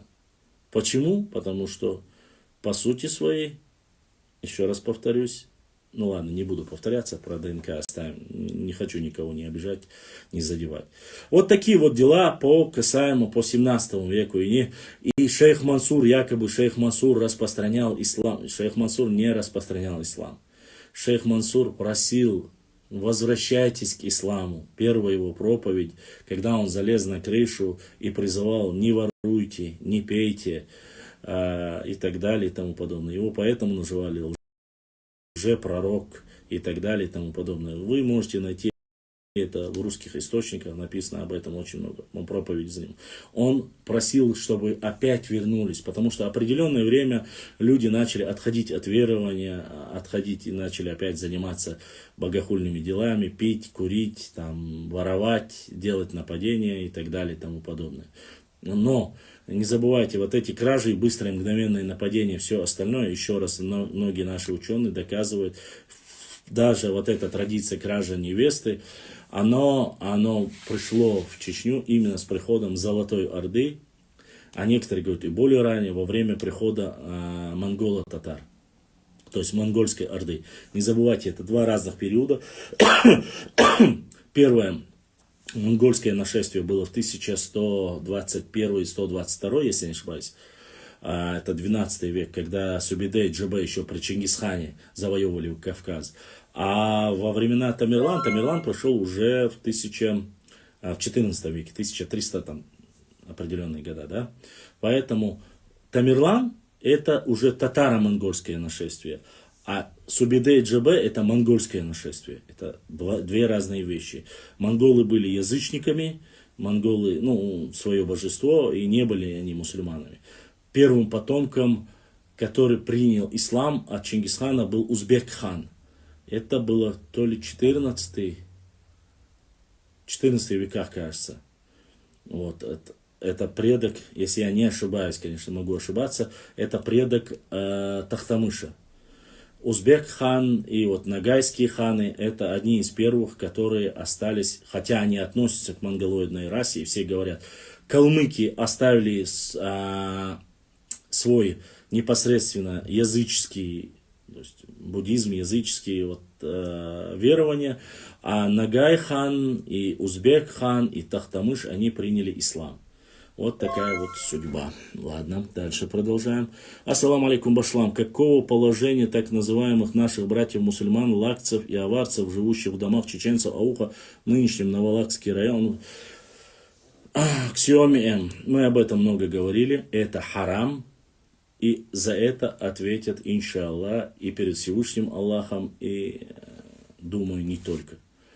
Ауховский район, дома им построили, у них есть целый район, но из-за каких-то финансовых вливаний, то есть деньги они хотят не только за квартиры, там, за зеленое ограждение, за жилье и все остальное. И даже получив это, когда они уезжают, есть негласный договор, что лакцы должны эти дома не отдавать чеченцам, которые они принадлежали нашицам Ауха, а должны их продавать аварцам, чтобы аварское население было больше заселено, и чтобы однозначно там не было чеченцев выкупить. Поэтому до сих пор в Дагестане, в Ауховском районе, они говорят, проживают, вот я смотрел их статистические данные, перепись населения, у них до сих пор, как было в 70-е и 90-е годы, ауховцев, чеченцев, проживающих в Дагестане, до сих пор 90 тысяч. Хотя все прекрасно знают, что там до 200 тысяч населения, они являются хозяевами этих земель и живут на этой территории минимум от 1000 до 500 лет. То есть или 1000, или 500 лет. Хотя сегодня, благодаря норнийцам и с востока и запада, они объединяются и хотят сказать, что якобы ауховцы это ушли из Ингушетии, Эккой и Орстхой. То есть они из Ингушетии якобы говорят, что это ингуши притесняемые. Им обещали, если они примут ислам, им разрешат. Я есть этот доклад, он у меня есть, я его могу зачитать. Это абсолютно не новость, это красный горшок и Хапизову, все они распространяют, что якобы поскольку Орстхой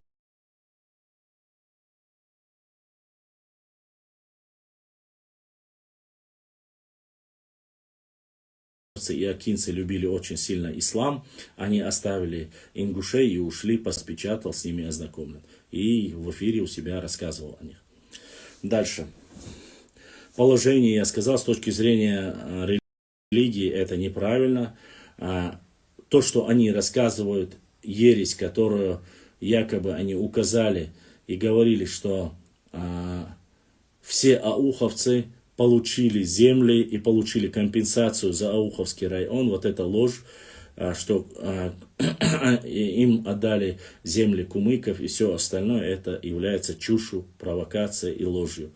Достоверно известно, что ауховцы поселились, да, их приютили больше кумыками, взаимоотношения очень хорошие, они помогли вначале, изначально, и они уже поселились чуть дальше, уже в Хасавюртовском районе, не в Ауховском. Дальше. Назови одно слово, которое Чеберла взяла у Сюйлей. Сямсяк, сомарсяк. Тюркское слово. Не усюли, тюркское слово. Не обязательно усюли нужно брать. МНСУ, ваша. Ты не понял меня. Не усюли, оно может быть тюркское, оно может быть персидское, без разницы. Вот ты сейчас немножко неправильно меня понял и вот обиделся. Видать, ты МНС. Ты мой не первый подписчик, ты давно со мной. Как ты мог такое подумать, что я мог хоть одно плохое слово сказать, хоть об одном нахчи тайпе тухун? Я не знаю. Дальше. В сборнике сведений о кавказских горцах 1886-89 указано, что первый шейх и распространитель ислама в Чечне это Бершейх. Это показывает языческие погребения с утварью Вестсид. Я еще раз повторюсь. Сборник сведений о кавказских горцах, который появился в 19 веке, ты сам-то хоть в это веришь? Во-первых. Во-вторых, достаточно найденных захоронений на территории живых, до сих пор существующих могильных плит, которые намного раньше, чем 19 век. Не забывайте, еще в 17-18 веках на всех картах на территории Центрального Кавказа, где проживают нохчи, нет никакой информации даже. Они не знали, кто, как, где, ничего нету. Ничего. И это более поздние ученые, которые после захвата царской России уже начали рассказывать. Про Бершейха Допустим, если, окей, если Бершех, как ты говоришь, распространитель, он был 1800, ну как ты можешь верить? О кавказских горцах ты написал, указано, что первый шейх, распространитель ислама в Чечне, это Бершех, это показывает языческое погребение с утварью у Бершех. Еще раз повторюсь, ты говоришь о 1886. Это вот, Вестсайд. Как ты можешь это сопоставить, если шейх Мансур в 1700-х годах, это 19 век.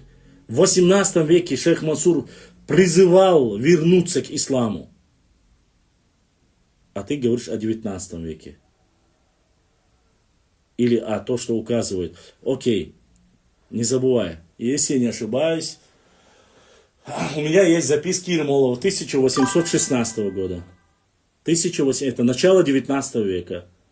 Ермолов говорит, что они все сунниты, вот, точнее мухаммединское верование и так далее и тому подобное. Они хотели насильно, кто там, если примет христианство, кто примет кто примет христианство, кто тому будут земли даны и так далее и тому подобное, чтобы отказались от ислама.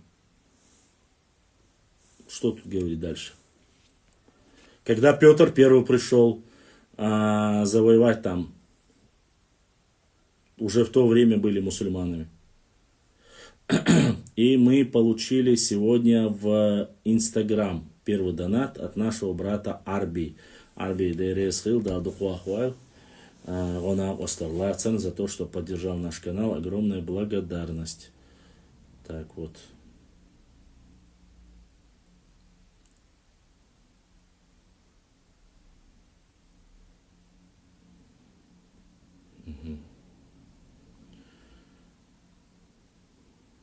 Понятно. Ясно, ясно, ясно.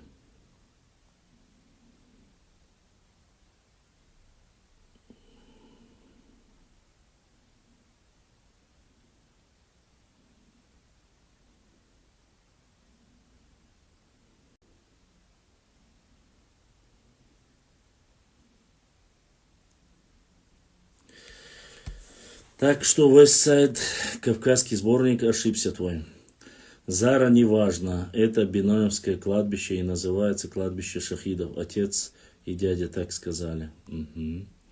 И там его чуть ли не прибили. Ага. Укреплял. Так. Башлам, желаю тебе искренне еще больше глубинного духовенства, просветления, живого истинного знания языка, истории народа Нохчи. Маш аушу масу амин, дал боготул эл амин. Авточер Дересхел. Башлам, он про книгу говорит. Ты не понял. Бершех был 15. Все. Все, Омар, если я ошибся, я прошу прощения. Я прошу прощения.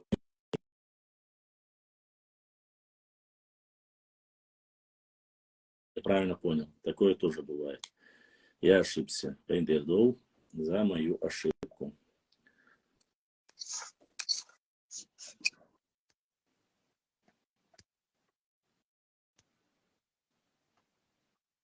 Раиса.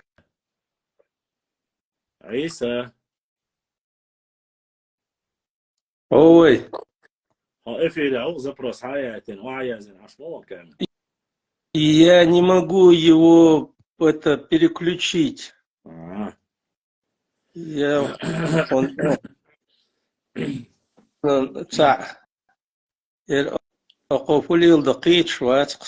Я тоже в тебя, к сожалению, что-то, то ли он после обновления очень сильно изменился. Я вчера во время прямого эфира не смог показать картинку, я не знаю. Раньше я мог во время прямого эфира показать картину, а сейчас нет. Не знаю почему. Вот. За Юнусбека. Макажуя мечеть 700-летний, как эти пастухи нам ислам принесли. Вы о чем? 700-летний. Какие пастухи? Ты про Сюли говоришь, Юнусбек? Ну, это получается в любом случае тогда 1400. А 21 века отнять 700 лет, это 14 век мечеть. 14-15 сказали. Отсюда пастухи. Я не говорил, что сюда принесли, я вам говорил о случае, который они написали мне, и я ответил.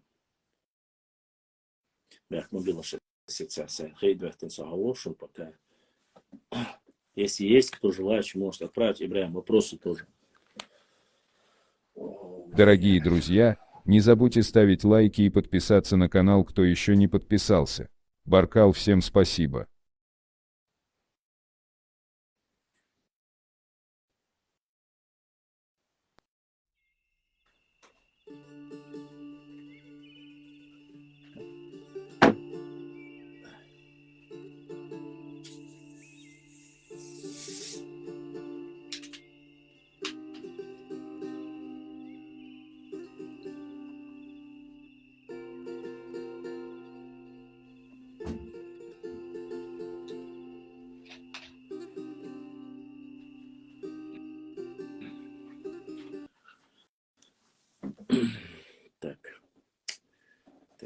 Так.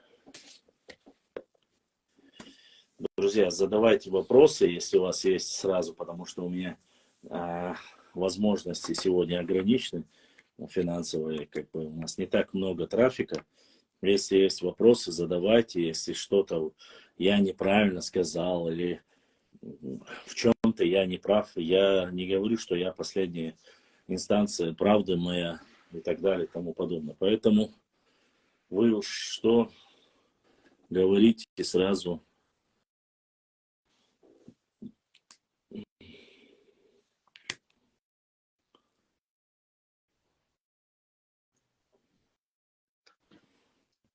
Ассаламу алейкум ва рахматуллахи ва баракату. Ассаламу ва рахматуллахи ва баракату. Башла фудусига мукшайш. Да, жду. Я тогда это самое своими мыслями поделюсь, да?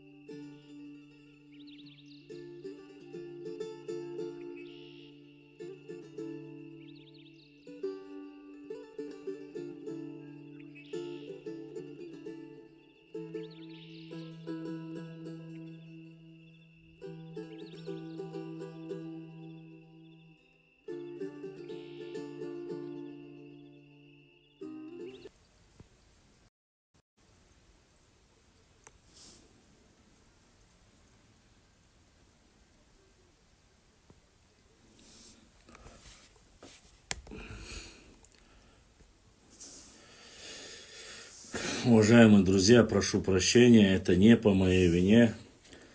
К сожалению, трафика у нас не так много, поэтому он начал отключаться. Здесь все очень строго у них.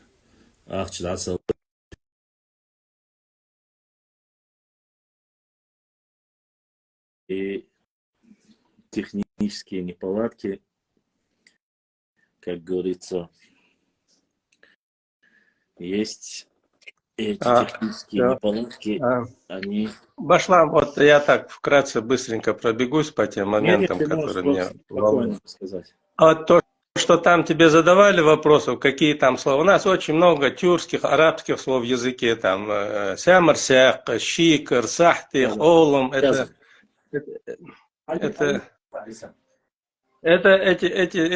слова, они присутствуют вот, в нашем языке. Поэтому люди могут не знать об этом, когда ты им рассказываешь. Я знаю, что хотел тебе сказать, это самое, Башлам.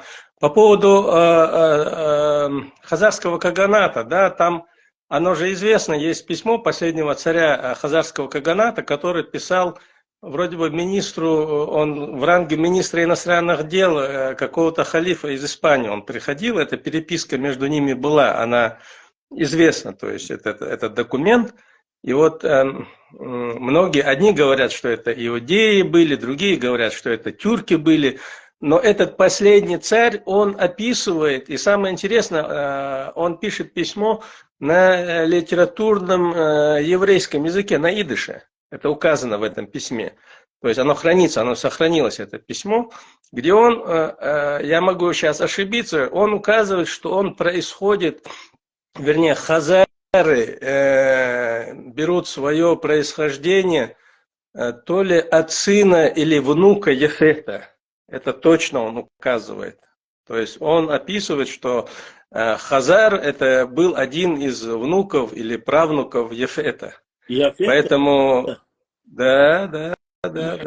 Это вот именно последний. Я найду этот ролик, я тебе вот эти вот там описываются все эти переписки, которые между ними были, да, дословно. И вот Айса Ас-Сунбахан, он никак просто-напросто.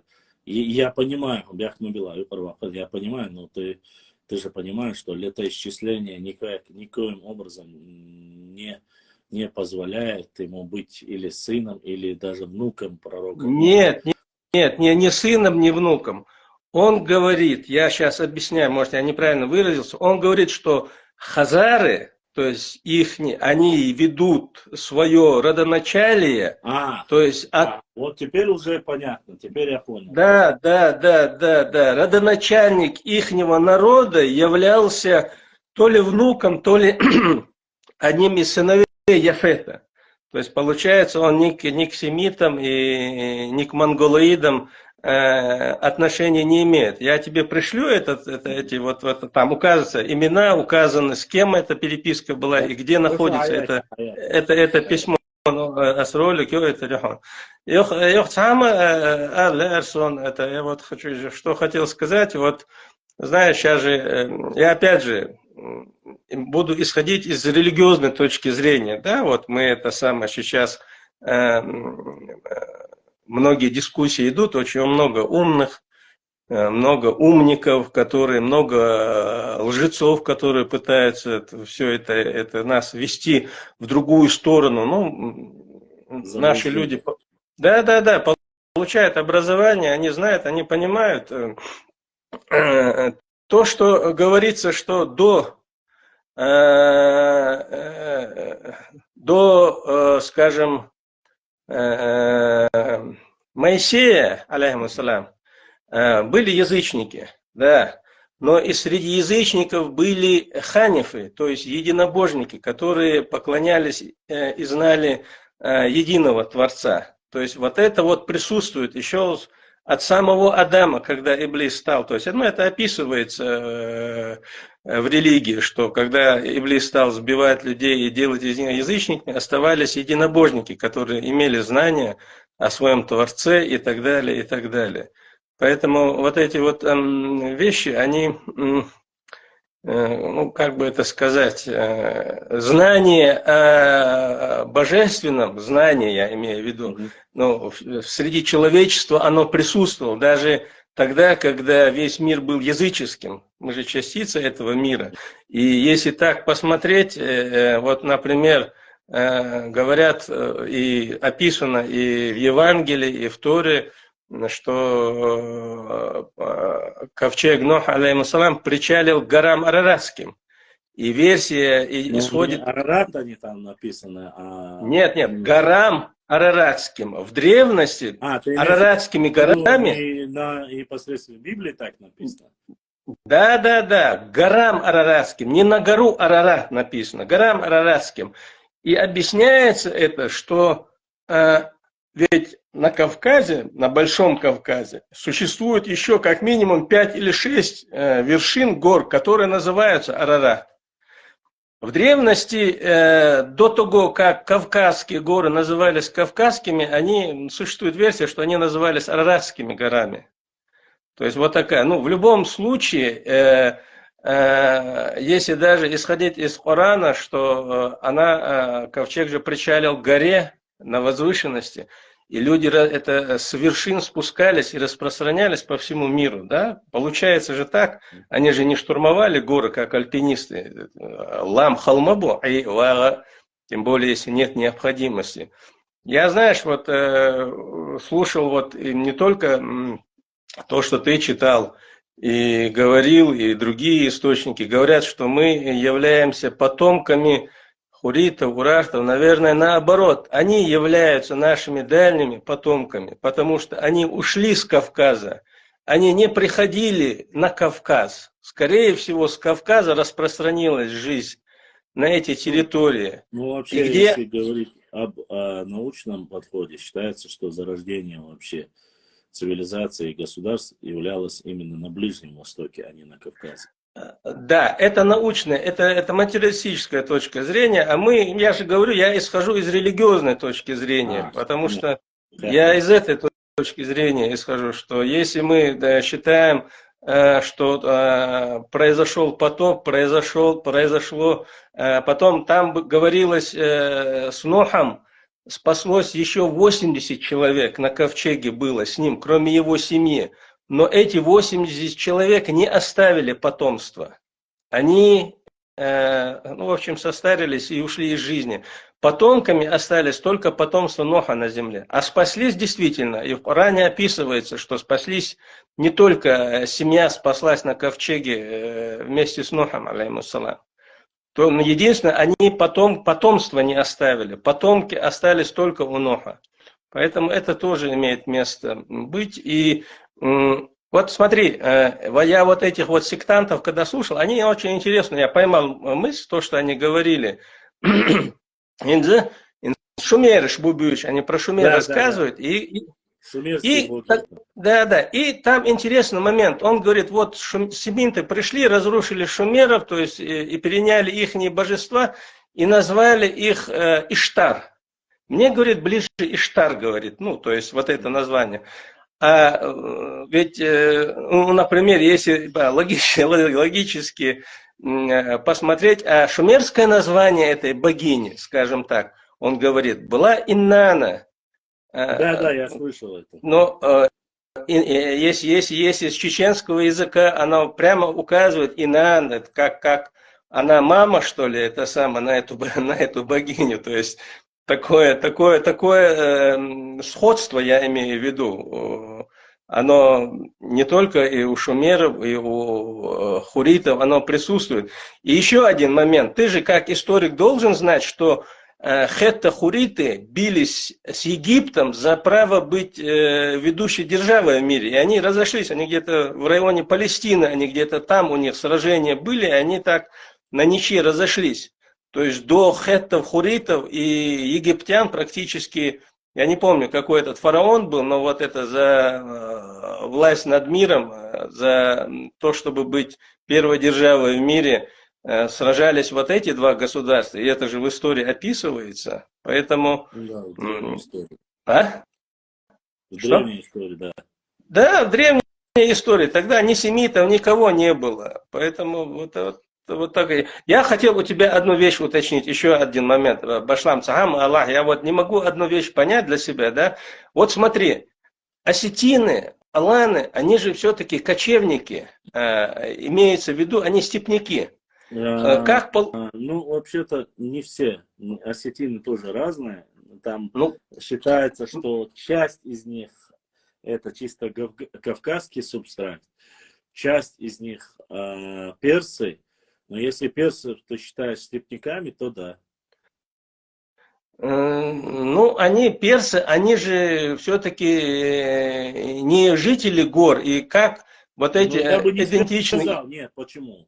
Персы есть жители гор, очень даже, и индоарийская раса из Персии тоже есть, там горы есть, и есть горские, часть Ирана это горы сплошные, это не Ну, степняк. горы есть, ну, значит, ну, может быть, я это самое, не совсем это Не, персы, в что этой персы, что ситуации. афганцы, пуштуны, вот вроде бы пуштуны, да, считается Да. вот Афганистан, но и индоарийская раса, сегодня все ученые доказывают, индоарийская раса вообще считается одним из чистейших, которые сохранились, вот эти арийцы, были найдены в северном Иране, северном Афганистане, то есть там горная часть, где закрытое общество, они только между собой уходили замуж, и за счет этого закрытой местности они стали светлыми, зеленоглазыми или синеглазыми.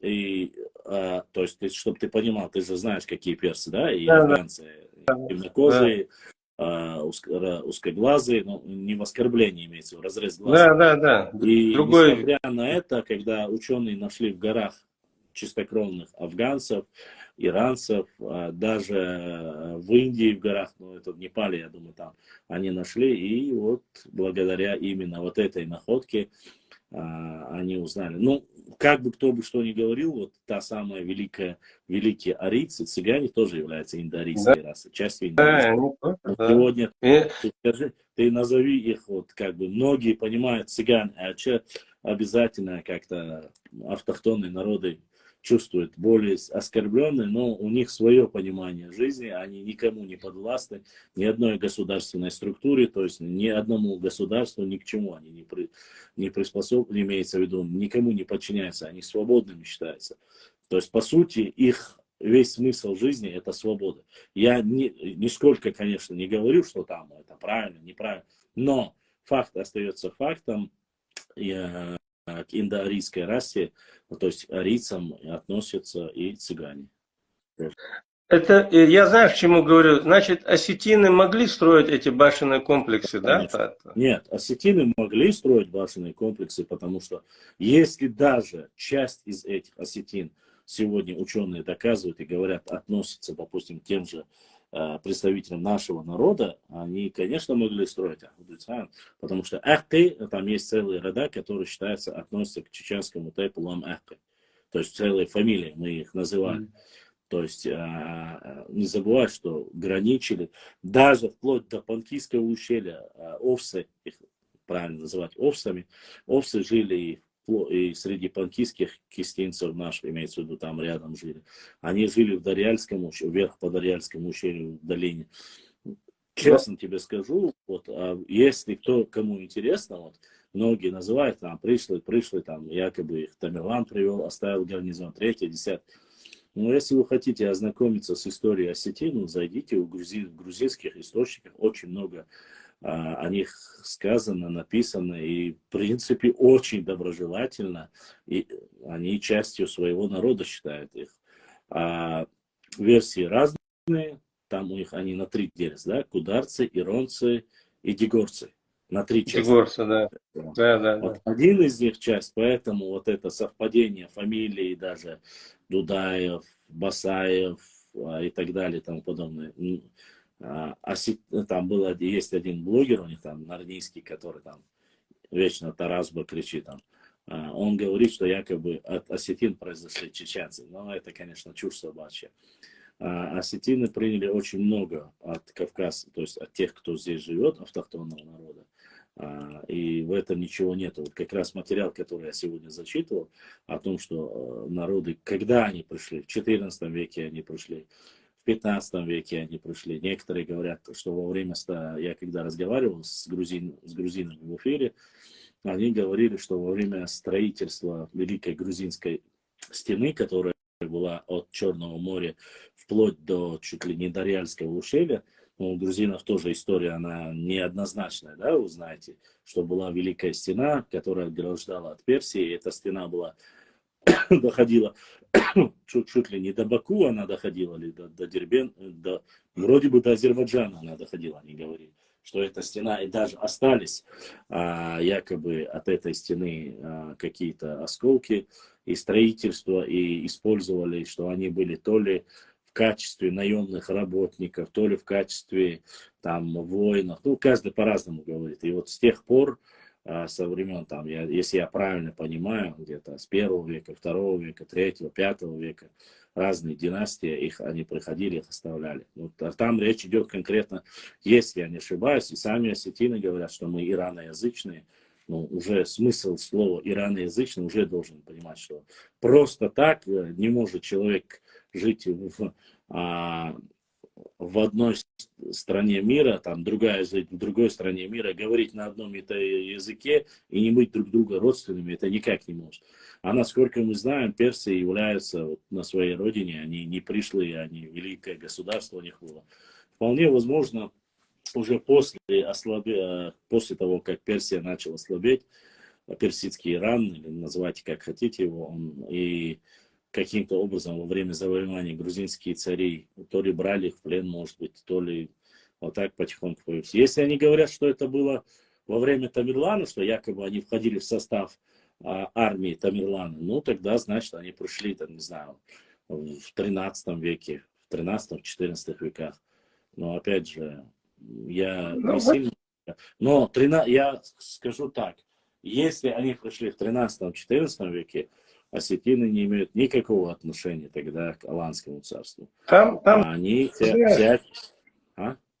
Вот в той книге, которую ты вчера показывал, да, вот это про башни, ну, сравнивал башни Дагестана, Чечни. Там один в один у них башня. Да, ну, я имею в виду, я вот читал источники, что персидский царь несколько раз предпринимал попытки похода в Дарьяльское ущелье со стороны Грузии. И там их наши останавливали. Чеченцы, говорят, объединялись, и там ему не дали, так и не позволили ему пройти через этот, пересечь Кавказский хребет. Я честно скажу, Айса, я такой версии не слышал, чтобы персидский царь завоевывал Грузию, такого я не слышал.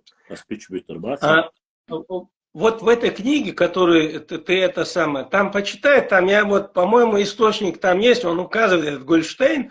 И там еще такой есть один момент, что он описывает. Он говорит, что когда аланы были разбиты сначала монголами, потом добиты Тамерланом, оставшиеся укрылись в горах и смешались с ираноязычными племенами, которые на Кавказе, за Кавказе очень много мигрировали. И переняли у них... Тогда как раз таки не от того, что там персы завоевали Грузию. Очень хорошая версия, не то, что мы говорили. Это вполне возможно. Потому что последние остатки, Айса, он же второй был, швачбух. Шой? Ватс, он же второй. Вообще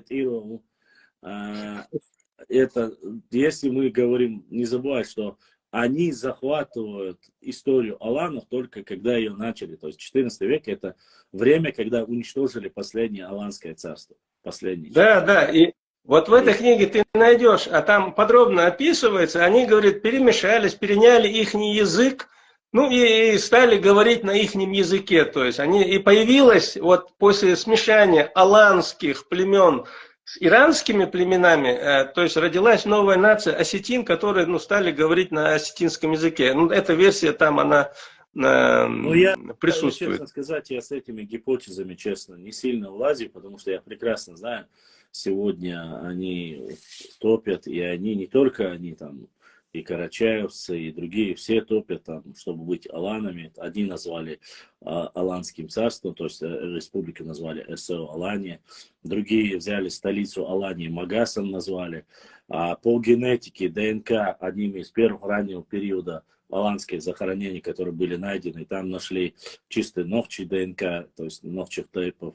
И в основе своей по ДНК генетике я смотрел большинство генетически большинство, кто был в Аланском царстве считается, что это генотип карачаевцев, там то ли 60, то ли 70%. То есть они входили в состав аланского. То есть получается, тут и карачаевцы, тут и нохчи, тут и осетины, тут и ингуши. То есть все это как раз таки доказывает эту теорию о том, что Аланское царство не было мононациональным. Да, Оно было да, да. многонациональным, потому что они захватывали часть даже Дагестана, Аланское царство. От Каспийского моря до Черного моря считается, что было государство. И плюс ко всему, часть субстракта у тех, кто ДНК-генетикой занимается, были найдены и у адыгов. То есть они входили в состав Аланского царства. Я знаю еще, что хотел сказать, Башлам, вот по поводу хазарского каганата, падения, да? Ведь халифат предпринял несколько попытков, там несколько войн было с хазарским каганатом, после чего он ослаб, и уже ослабленного его киевский князь добил. Они практически, они его это самое, ну, не одолели. Насчет арабского халифата, то, что войны я зачитывал в эфире, это было года 3 тому назад, как раз таки там была такая тематика о том, что его Ибн Руст, или Руст, как-то звали этого воина арабского, он не уничтожил, он взял в плен, он нечаянно наткнулся на поле, где-то они охотились, и вот эти войска взяли его в плен, короче. И они не знали, что он был главным каганом. Ну и смысл там был такой, что они после этого заключили мир на основании. Считается, что в хазарском каганате было запрещено принимать ислам на государственном уровне.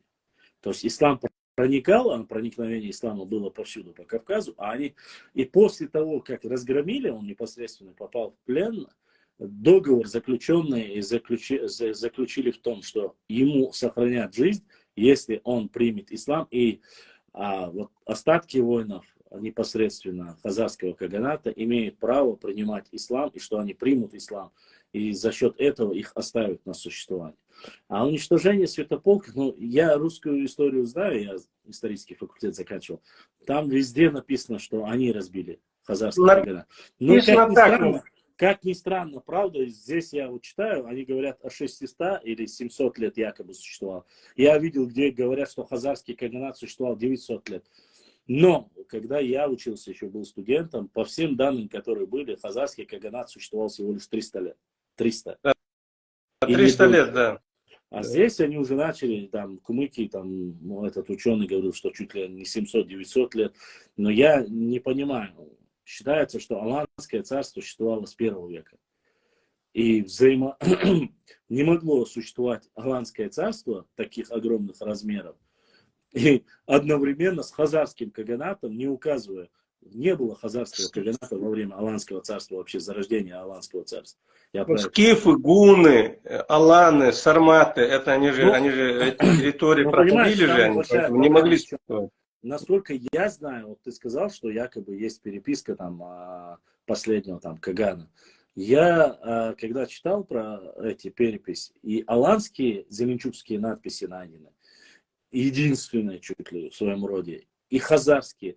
Хазарские сказали, что это все подделка, что это недостоверно, что некоторые, ну, я не хочу называть нацию, начали подделывать якобы, чтобы указать, что якобы в этом государстве правящий клан был иудеями. Ну, хазары это являются евреями. Что это подделка. Я читал многих ссылках насчет этого. Что касается аланского, до сих пор никто не знает, на каком языке говорили в аланском государстве, какой был у них язык. Единственная найденная зеленчукская надпись, в котором говорят, опять же, это утверждают уже наши непосредственно ученые, совместно уже сейчас недавно я читал материалы вот этого ростовский, как его, на моя фамилия, забыл этого ученого, который сейчас, они говорили как раз таки об аланском государстве, языковед с Ростова. И до него я слышал и разговаривал, они сказали, что в переводе вот эту надпись перевели Алан Усо, вот в прямом смысле этого слова было написано Алан Усо. И только на нашем языке можно перевести эту надпись зеленчукскую. Что якобы язык был наш. Между прочим, зря многие думают, что только мы там претендуем. Не только мы. Грузины говорят, что чуть ли не то ли последним, то ли или жена, или царь аланского государства якобы был грузинского происхождения. Ну, у них, правда, имам Шамиль грузинского происхождения, и шейх Мансур у них в некоторых местах из грузинского происхождения. То есть грузины тоже не сильно отличаются от нас. Каждый же хочет себе, ну, как и турки, кстати. Турки тоже говорят, что шейх Мансур и имам Шамиль тоже от турецкого происхождения. Я даже слышал, что шейх Мансур арабом был, из Сирии пришел на Кавказ, чтобы поднять... Ну, смотри, сколько. Он был Жан-Батистом, итальянцем, он был с Башкортостана, то есть тюрком, он был с Турции турком, он был уже вот арабом из Шама. То есть я, честно сказать, уже столько версий слышал, что личность-то, конечно же, в таком молодом возрасте, 33 года ему было, когда он умирал. А начинал, когда ему было всего 26-27 лет, вообще молодой человек был. Ну, насколько себя оставил след в истории. Я думаю, что мы о шейхе Мансуре еще много чего узнаем. Насколько я знаю, я сейчас нашел буквально недавно еще материал о нем. Кто-то из его потомков, по крайней мере, говорят, что остался жив. Его переселение, как он переселился. То есть он называет то ли 5, то ли 7 колен от шейха Мансура и утверждает, что друг Льва Николаевича Толстого, то есть которым был побратим, дружили с Садо Мисербиев, что он прямой потомок шейха Мансура. Прямой потомок. То есть Садо Мисербиев, что его прадеда звали тоже Садо. И он называет то ли 4-м, то ли 5-м, 4-й, кажется, был, если я не ошибаюсь, сыном его звали Садо, и вот это оно передалось. Кстати, Садо не является из тейпа Садо. Некоторые пишут, я читал. Он является... да, кстати, что в этой версии мне интересно. На самом деле Садо Мисербиев является из тейпа Эльстаншву. Он тоже из тейпа Эльстаншву. И Ушурма из тейпа Эльстаншву. Эта версия вполне может иметь, как говорится, гипотеза иметь. Но я, насколько знаю, их потомок живой до сих пор. То есть внук друга Льва Николаевича, не внук, правнук получается, Льва Николаевича Толстого. Они из Толстоюрта, Дойкройлар Буш. Из Алдов они попали в Толстоюрт, Дойкройлар. Вот он живой, я с ним на эту тему еще не говорил, но я обязательно встречусь, ему перечислю имена предков, если совпадение в 3-4 отцах и в его отцах осталось, значит, можно уже с достоверностью процентов на 70-80. Так Толстой в Хаджи Мураде описывает то время про шейха Мансура, там есть кусок, когда они, эти горцы, это сопровождающие лица, а их не разговор, он зафиксировал, он описывает Толстой в Хаджи Мураде, как будто он присутствовал в том времени, он говорит, шейх Мансур был святым, он называет его, там один говорит. Шейх Мансур был святым, люди жили как святые, говорит, при нем, когда он проповедовал, то есть вот он передает. Толстой не мог... Ты слышал новую версию, что якобы Хаджи Мурат был чеченцем? Слышал такую версию? Нет, я не слышал. Я слышал, что... сейчас не то, что слышал. До меня дошла информация, что настойчиво представители и потомки из Дагестана начали утверждать и присылать письма в наши руководящие органы и говорить, что якобы Хаджи Мурат был представителем чеченского народа, там конкретно даже тейп называют, я не буду говорить, какой тейп, дабы не обидеть их, ну, мало ли там обида будет. И они присылают письма и просят, говорят, чтобы голову Хаджи Мурата ходатайствовало руководство якобы нашего региона, чтобы его выдворили и отправили для захоронения. Они пусть лучше скажут, какой национальности был имам Шамиль. Они знают, кем он был? Ну, я знаешь, сказать, я тебе расскажу. Хочешь, я тебе версию расскажу? Хочешь, я тебе расскажу версию, которую я слышал? Имам Шамиль, его отец и дядя, он не из Гимры.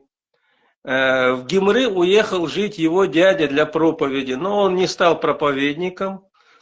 Когда его отец умер, его дядя приехал и забрал его с собой и воспитал как своего сына в аварии.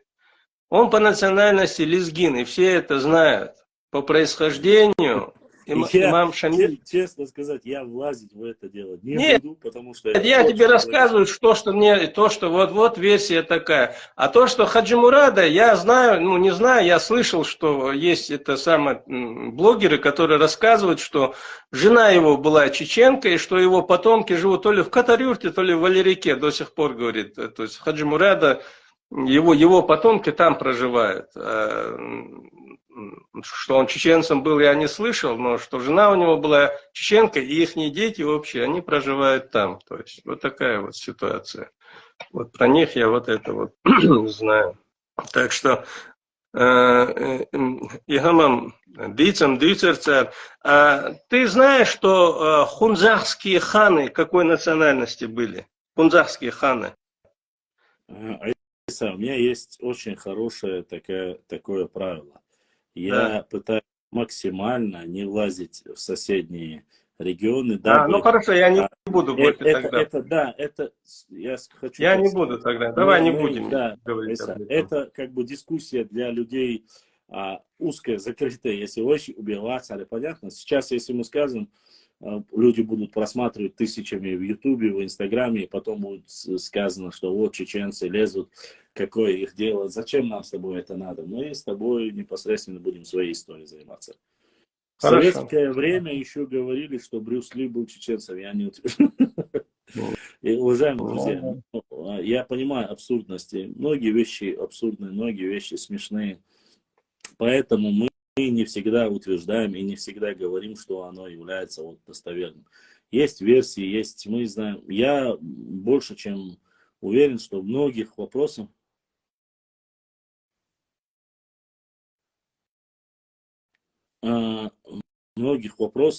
которые мы пытаемся решить и занимаемся нашей историей, люди задаются вопросом. Единственное, Башлам, Хадешик, Эдаллах, вот про эти, в Дарьяльском ущелье, вот эти башенные комплексы, вот эти вот склепы, да, могильники, они, наши территории же до Дарьяльского ущелья распространялись, нет? Мы же оттуда были вытеснены, или нет? Видишь, в чем проблема? Мы говорим наши, в основном, но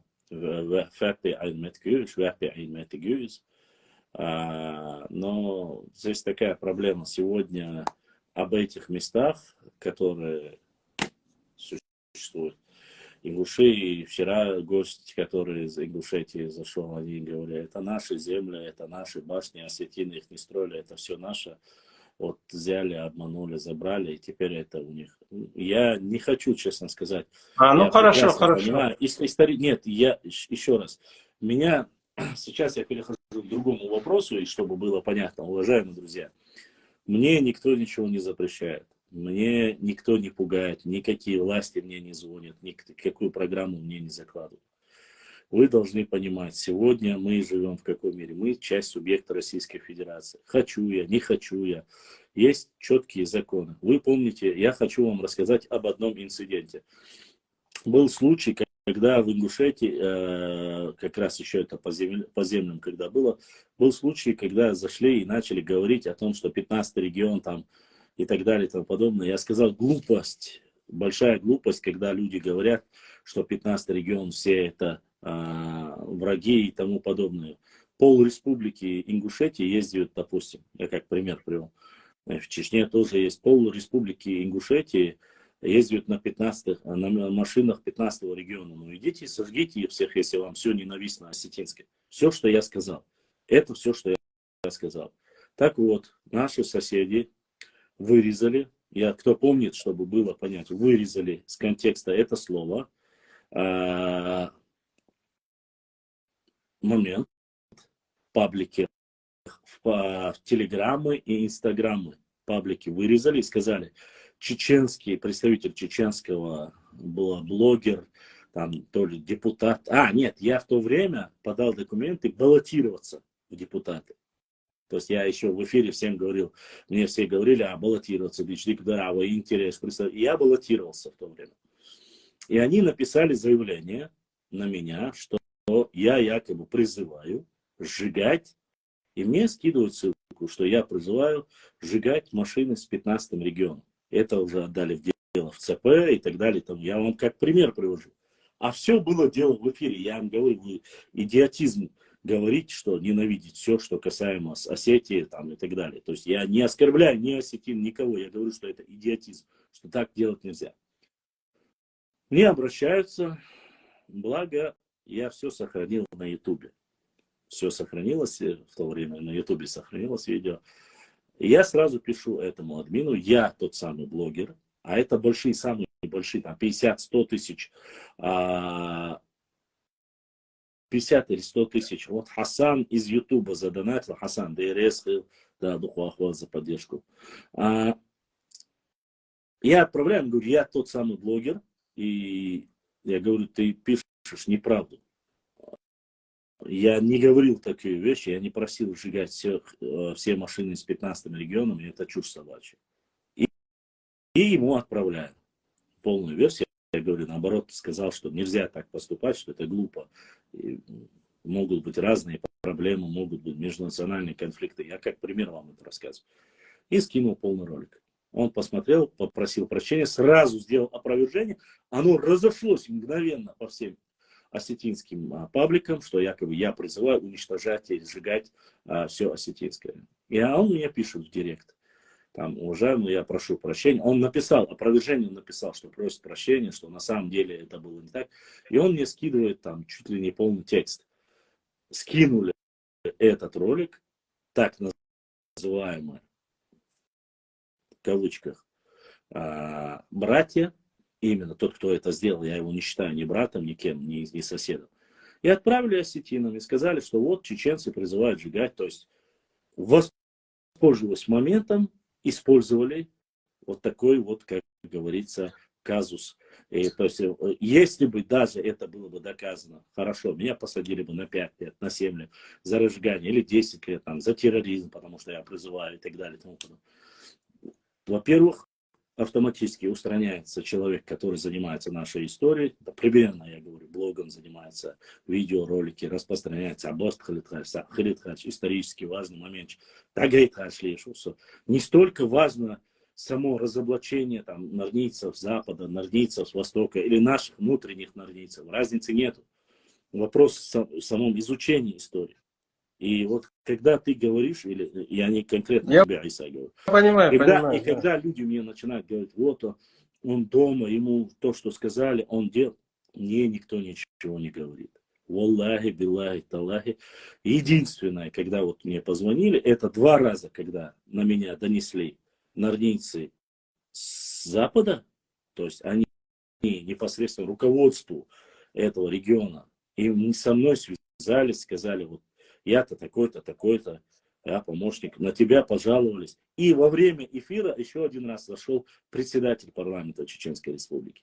Тот, кто помнит, и сказал, что мне отправили жалобу на тебя, что якобы ты говоришь, оскорбляешь ингушей, говоришь про какой-то фал.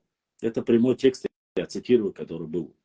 На что я ответил, что я никого не оскорбляю, никому ничего не говорю, что вот так я трактовал историю, которая есть и так-то, так-то.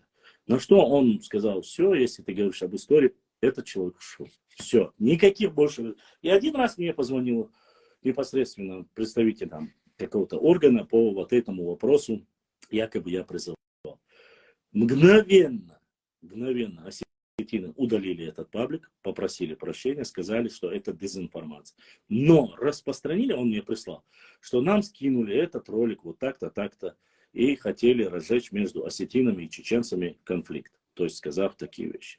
Поэтому, когда мы говорим об имаме Шамиле или говорим о каких-то соседних регионах, есть люди, которые заходят, начинают с закрытыми аватарками, неизвестными фамилиями, начинают.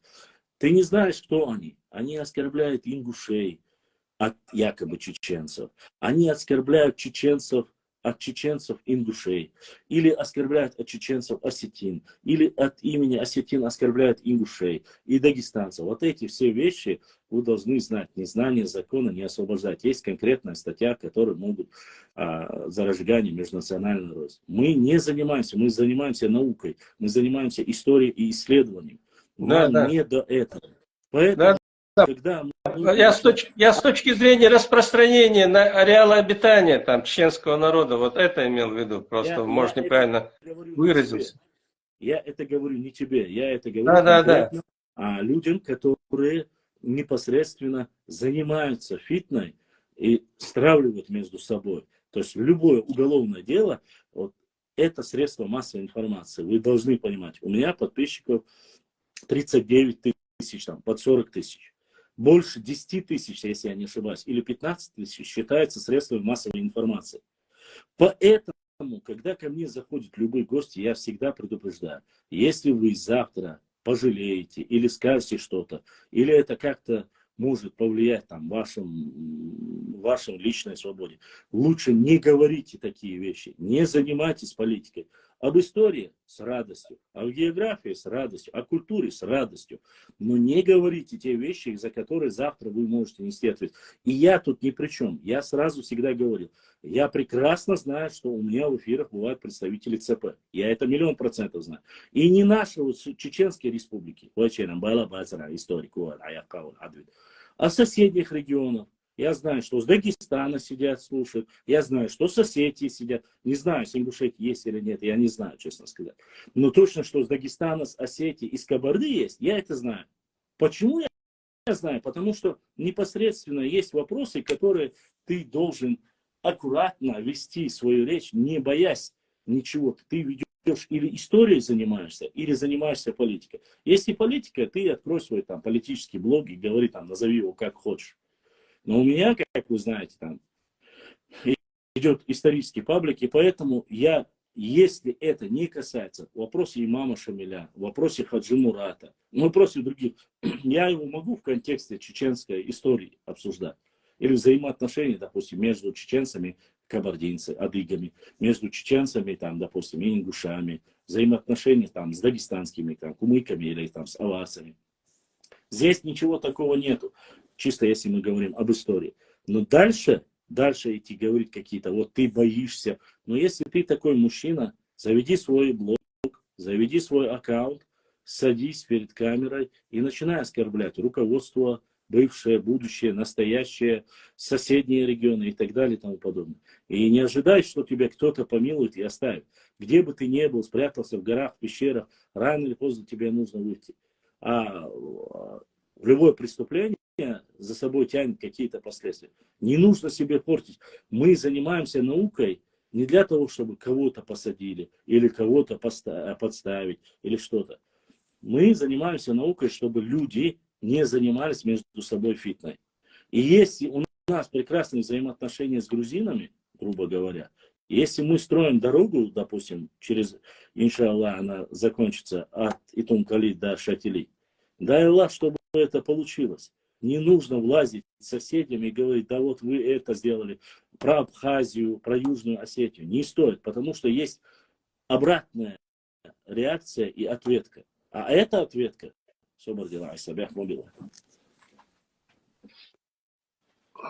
Дорогие друзья, не забудьте ставить лайки и подписаться на канал, кто еще не подписался. Баркал, всем спасибо. Непосредственно твой народ. Почему? Потому что какой привет, такой ответ. Ты начинаешь отвечать, и в этот момент заходит человек. Ну, допустим, ты начинаешь отвечать и говорить, вот вы тоже участвовали в Абхазской войне, как бы вы там ни говорили, что угодно про Грузию. Вы участвовали там, допустим, в Южно-Осетинской войне. И вы тоже там были.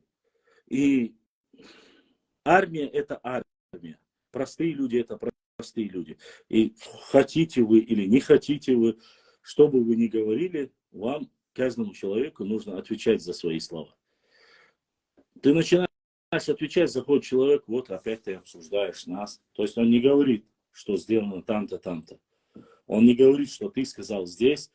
Почему ты так сказал, он не говорит. Возможно, я это отвечаю этому человеку. И есть люди, которые сидят и упрекают, говорят, и И примерно. Приходит человек, отправляет мне запрос. Вот ты, Айса, отправил мне запрос. Если я не приму твой запрос, если ты не моей национальности, если я не принимаю твой запрос, получается, я трус и балабол. Потому что я не могу ответить на твои вопросы, сижу здесь в окно и каждый день занимаюсь, кроме как оскорблением, а ответить на простые элементарные вопросы не могу. Лицом в лицо, глаза в глаза. Поэтому, кто бы ни пришел ко мне в эфир, я принимаю и говорю. Мы не материмся, мы культурно ведем дискуссии, не оскорбляя. Мне нету дела до руководства Ингушетии, мне нету дела до руководства Грузии и до всех остальных. С точки зрения истории, если вы просите, давайте исторически мы поговорим. Да, без разницы. Поэтому люди говорят, вот ты политкорректный, более старшее поколение, вот он не может сказать все как есть. А что сказать все как есть? Что сказать? О том, что мы вырезали там, хорошо. Есть моменты в истории, когда очень сильно кровопролитные бои были между кабардинцами и чеченцами. Было? Было. Между грузины проходили целые села вырезали. И терлоевцев, и хельдехоевцев, и чантийцев. Я должен об этом рассказывать. Вместе с царской Россией. С той стороны заходили. Не с этой стороны, а с той стороны, со стороны гор Грузии заходили. Я об этом должен рассказывать. Что я должен рассказывать? Про Дагестан, допустим. Что я должен там рассказывать? Что были и с той стороны, что уводили этих людей, что их называли Азовсвили и так далее и тому подобное? Что конкретно? Мадар Гудиц Дезас. И с точки зрения истории, и с точки зрения, в первую очередь, ислама, разве так можно себя вести и такое говорить? Да, нужно говорить, если в твоих домах, твоих представителей, твоего народа живут и ни по исламу, ни по каким адатам, ни по каким кавказским законам, это неправильно и несправедливо. Да, неправильно, когда ходят по ауховским там кладбищам, убирают надписи, которые были написаны раньше 18-19 века, находят и убирают с камней надписи, выбивают их, чурты ломают. Или ломают там трафаретную табличку имама Алин Султану, потому что, понимаешь ли, он описал чеченский там полевой материал, что Байсангур Биновский был в Гунибе. Не нравится это, понимаешь? А когда ты говоришь им, стоп, это написано, это кафирские заявления. Хорошо, а какими материалами вы пользуетесь? Аль-Карахи? Ну, Аль-Карахи во время взятия, допустим, примерно я говорю, Аль-Карахи во время, когда пленили имама Шамиля, или когда он сдался, или когда его пленили, был на чьей стороне? Где он был? Он был рядом с имамом Шамилем или был в стороне царской России? А нет, ты уже влазишь в внутренние дела. Сколько чеченцев было, когда брали имама Шамиля? На стороне царской России. Ни одного чеченца не было. На каком языке с имамом Шамилем говорили, когда просили его сдаться? На чеченском? Нет, не на чеченском. Сколько, когда он пришел, сколько было воинов с имамом Шамилем? После 4 лет сопротивления, когда в Ахульке он остался, он пришел раненый, изможденный. 10 тысяч, они говорят, 14 тысяч воинов, 10 тысяч воинов, чисто аварцев было на стороне имама Шамиля. Я тем людям это оппонирую, кто это говорит. Но всего в армии в самое крутое время у имама Шамиля было всего 14 тысяч воинов. Если из них 10 тысяч было аварцев, получается 4 тысячи чеченцев. И хорошо, 10 тысяч аварцев, хорошо, пускай будет там часть среди них кумыков, примерно я говорю, или других национальностей, поляки, русских, которые он взял в плен. Сколько там? Было 300 чеченцев? Это как же он 20 лет смог воевать после этого? 2 столицы у него где были? В Гунибе? Нет. Сколько лет имам Шамиль, после того, как чеченцы, уже изможденные войной, потерявшие все, что могли потерять, сколько лет он продержался? Сколько лет? Хорошо. Если не сколько лет, не 1 год. Сколько месяцев? Полгода продержался? Не продержался. Где ограбили имама Шамиля с его 14 или 16 лошадями? В Чечне? Нет. До тех пор, пока он не выехал из Чечни, с него даже волос не упал с его головы, и никто его не обворовал. Можно много говорить об этом. А не эти писульки, которые присылают, вот первые те наибы, которые отказались от имама Шамиля. Да, они отказались от имама Шамиля. Да, прокламации Борятинского возымели дело. Сделал. Борятинский знал прекрасно, как воздействовать на чеченцев. Изможденный войной, уставшие, потерявшие свои земли. Я еще раз повторюсь, сегодня ингушам не нравится, когда говоришь, вплоть до Галашек была Малая Чечня, а эта территория была за чеченцами. Мы ее потеряли? Потеряли. Благодаря чему? Благодаря войне Кавказской. Потому что эти земли были отданы кому? У Арской были все почти что. 90% были на стороне чеченцев. Даже 99%. Потеряли эти земли, отобрали и раздали их царским. Так есть документы, почитайте. Вот Борятинский говорит, я могу вам зачитать этот документ. Это не мой документ. Он говорит, все земли чеченцам, которые были до 1839 года, я же снова и снова несколько раз зачитал эту прокламацию. Мы вернем чеченцам, кроме тех земель, которые были подарены офицерам и его представителям там, разных сословий, которые получили их за то, что они были на стороне царской России. Есть документы, есть история.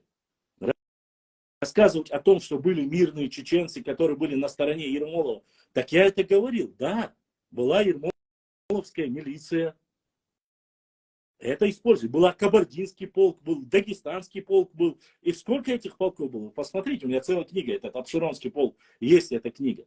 Я что говорю, нет, мирные чеченцы называли. Опять же, почему? Потому что эти земли выкинули всех чеченцев с левой стороны Сунжи. Сперва скинули их с левой стороны Терека. Потом между Тереком и Сунжей всю эту плоскость зачистил Ермолов. Вторую кордонную линию выстроил по Сунже. Построил редут, начиная Владикавказ, Назрань, Грозный, Ильиновка, Петропавловка, вот эти чертовы, я что название, крепости стояли по Сунже до Брагунов. Это вторая кордонная линия была. Чеченцы, которые размножались, которые жили, им нечего было есть.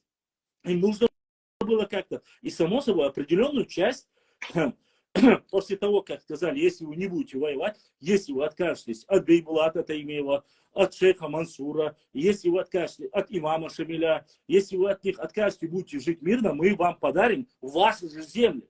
Или же, говорили, при сжигании сел, сколько раз сожгли Герменчук? Один Герменчук сжигали 10 раз. Я не говорю об остальных. Сажали, да, сажали. Муатбят, сюлю бала, якимиш бала, кикамиш бала, нохшюк вахаушкала. Имам Шамилю вахаушкала, гастиш вахаушкала. Хундаш, нохшиш, голши, муатсабятне, тиги доноси бирдо информации, разно-разно меткиш вахаушкала. Это тактика. Это политический, это исторический факт, который так должно быть. Это делали во всем мире. Это не придумали русские, это не придумали определенно. Нас этим занимались. Допустим, Персия на все свои фратры отдаленные сажали, допустим, с севера пересаживали народы с юга. Специально, чтобы они побратимством не занимались и не прикрывали, воровством не занимались. Чтобы одни доносили на других. Вот что было. И сегодня мы, перессорившись, да, кого-то из этих тейпов, в дальнейшем они не ушли, они остались во время депортации с нами были. Хоть их немного, это самый мизер, даже если они есть, что происходит? Они прошли древний обряд, обычаи, стубин, остались. Опять же повторюсь, это не только среди нас. Тот же самый обряд был и среди ингушей. И это зафиксированный факт, исторический факт, который зафиксировали ученые и представители разных народностей, которые зафиксировали в царское время. Не надо, вот сейчас Башлам сказал, у них было так, да было везде это так. Везде это так было. И посадили, загнали, перекинули. Кто хочет, хочешь жить мирно, да, спускайся с гор. Почему никто элементарно не задумается над тем, после возвращения с депортации чеченского народа, почему запрещалось чеберлоевцам, ироевцам, и тумкалинцам, шароевцам возвращаться в горы? Почему было запрещено? Своей тупой башкой. Почему выдали, допустим, та же бывшую землю за Тереком? Почему эти земли были даны? Никто не задумал. А потому что в горах могли устраивать облавы, могло возникнуть восстание, опять, чтобы не было то же самое, что было и во время Кавказской войны, и во время гражданской войны, там, когда красногвардейцы и белогвардейцы. Поэтому спустили гор и говорят, на плоскостной территории контролировать проще.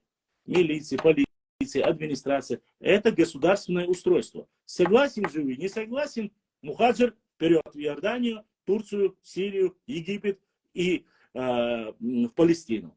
И пришлось людям уехать. Да, уехали у Арсквай. Но у Арсквай 1500 человек.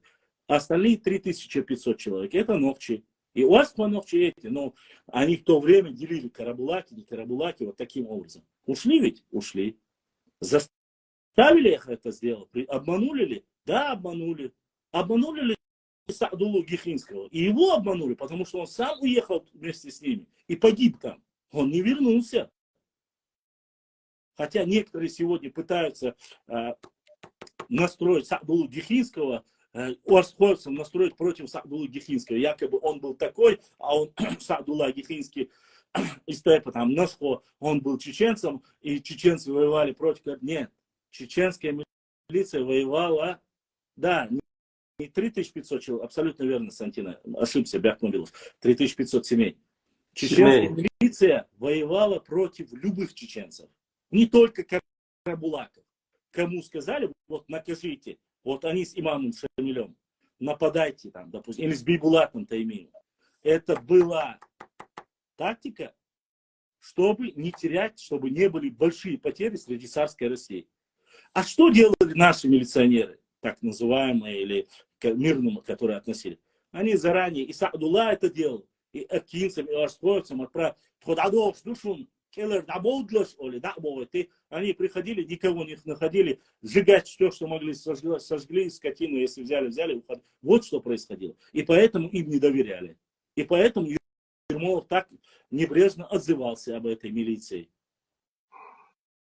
Поэтому я говорю о своем или не говорю о своем. Об истории просто надо читать.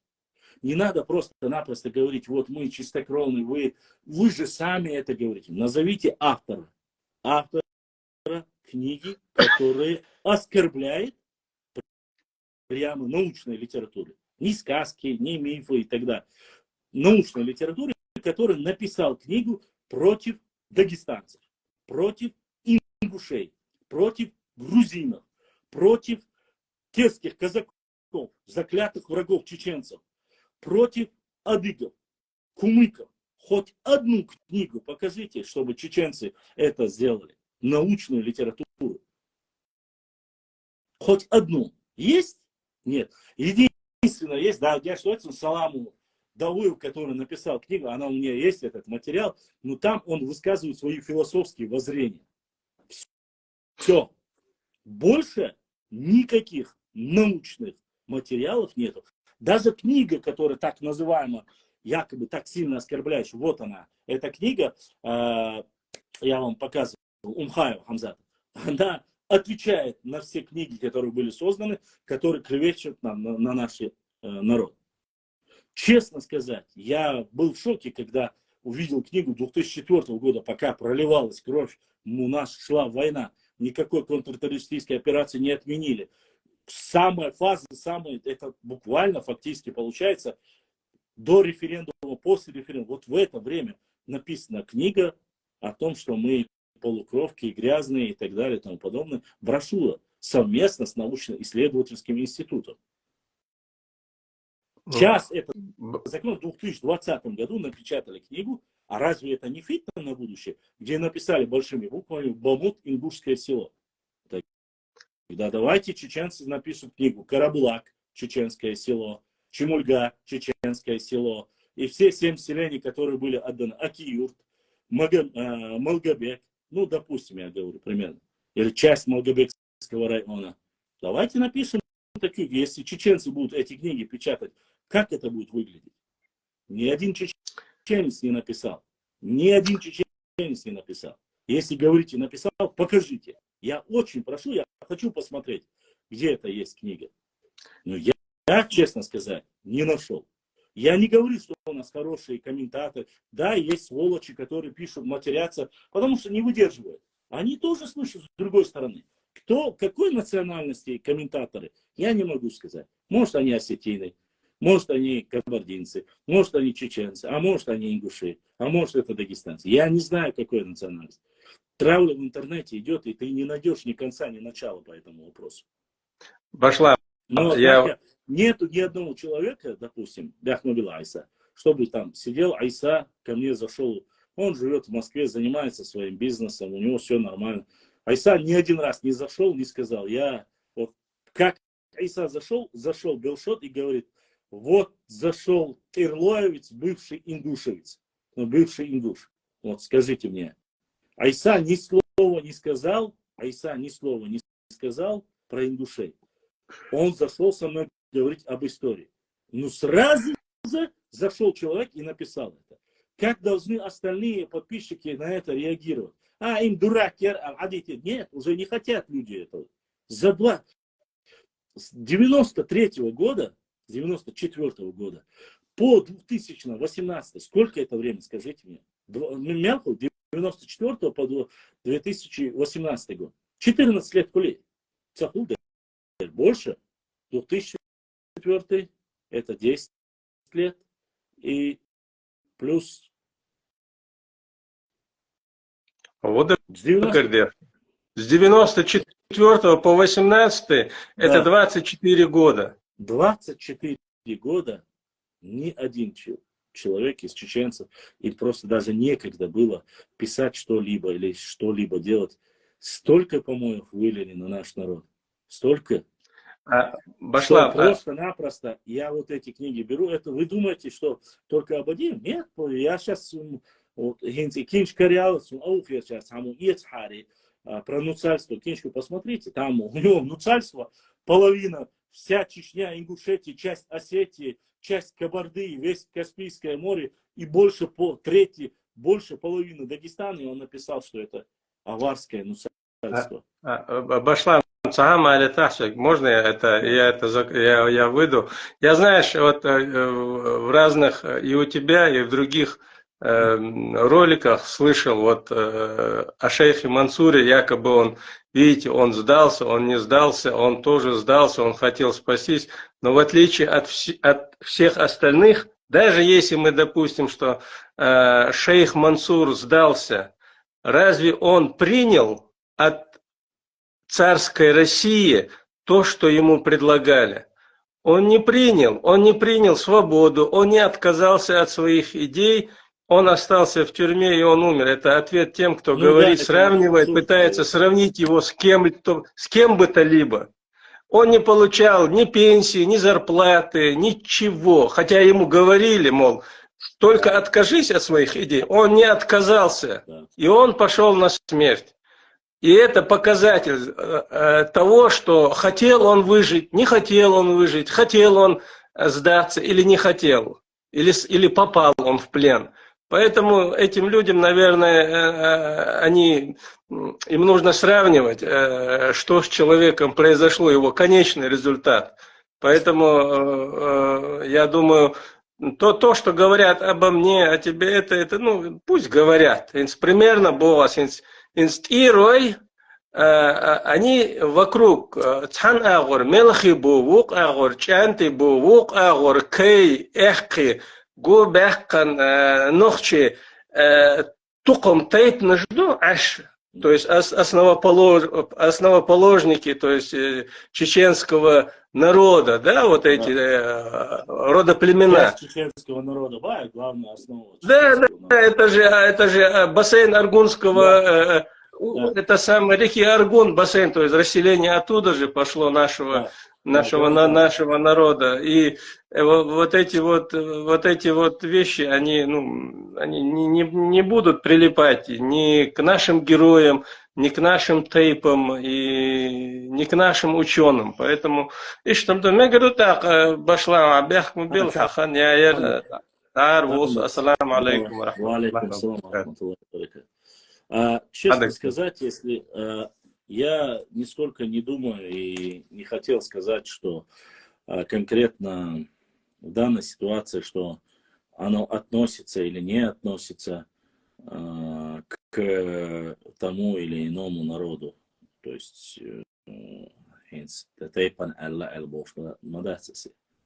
есть элементарно простые вещи, о которых мы говорим.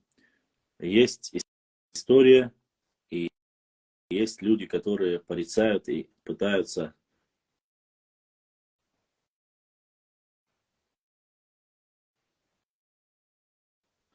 а, а,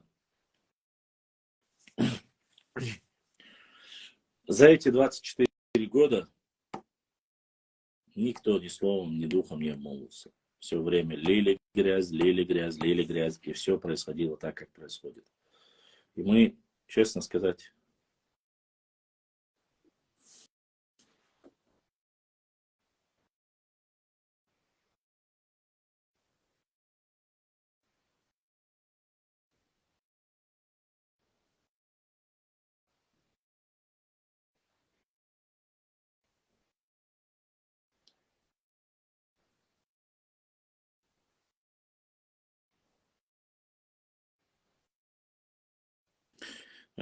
ага, понял. Пятон ДРСХ. Я, мы, я всегда призывал и говорил, всегда и буду говорить. Мы дам аята работу буду продолжать и работать по истории нашего народа. Очень много материалов, очень интересного. Дик садуючтается. Проблема в другом. То, что я это говорю уже на протяжении 5 лет. 5 лет я об этом говорю. 18-го, 23-го. И когда вы рассказываете одну и ту же вещь на протяжении 5 лет, вы думаете, что многие подписчики все об этом уже знают. Война, интернет-война, не в прямом смысле, а и непосредственно вот эта гибридная война продолжается и не останавливается. Facebook, Instagram, ВКонтакте, в Одноклассниках. Ни на секунду ничего не останавливается. И люди присылают. Если бы остановились, люди бы мне не присылали, не спрашивали. Харбатду и башла. Вот видишь, ты видела эту новость. Ты видела эту новость. Истанги, национальные инструменты, башенные комплексы, аух, пенкезе, хумкармах, урдуамах, родной наш язык, наши диалекты, флаги, взаимоотношения с Грузией и так далее и тому подобное. Везде люди лезут, везде люди пропагандируют, оскорбляют, пишут пасквили. Я вам зачитывал их. Я даже не всегда это делаю, чтобы не было этого. И причем это делать не только, если вы думаете, что это делать, нет, это вполне целенаправленная работа образованных людей, преподавателей, бывших учителей, педагогов, представителей научно-исследовательского института и разные люди. Они целенаправленно работают по дискредитации для того, чтобы рассорить между собой и ногчи, и ингушей, и ногчи, и адыгов, и всех остальных. Есть люди, которые этим занимаются. Да, если бы не вот эти, не отвлечения на опровержение, столько было бы времени, чтобы заниматься своей историей. Ни одну книгу до конца я не могу довести. Почему? Потому что все хотят хайпа. Да, чудесный, нанидя. Да, ваш ал. Лахтиш хайнду ал, ваш ал. Тысячу раз я доказывал. Один мне написал, он сейчас в эфире как раз таки Рус написал. Ваши не ответили, когда там написали доклад. Я один взял этот доклад, вот этот доклад из 90 листов. Это ерунда, которую собрали в одну кучу. Там эпитеты красного горшка, там оскорбление арстхоевцев, там оскорбление акинцев, там многое-многое другое. Домыслы, вымыслы, придумывание неких государств, Гелхастан и так далее и тому подобное.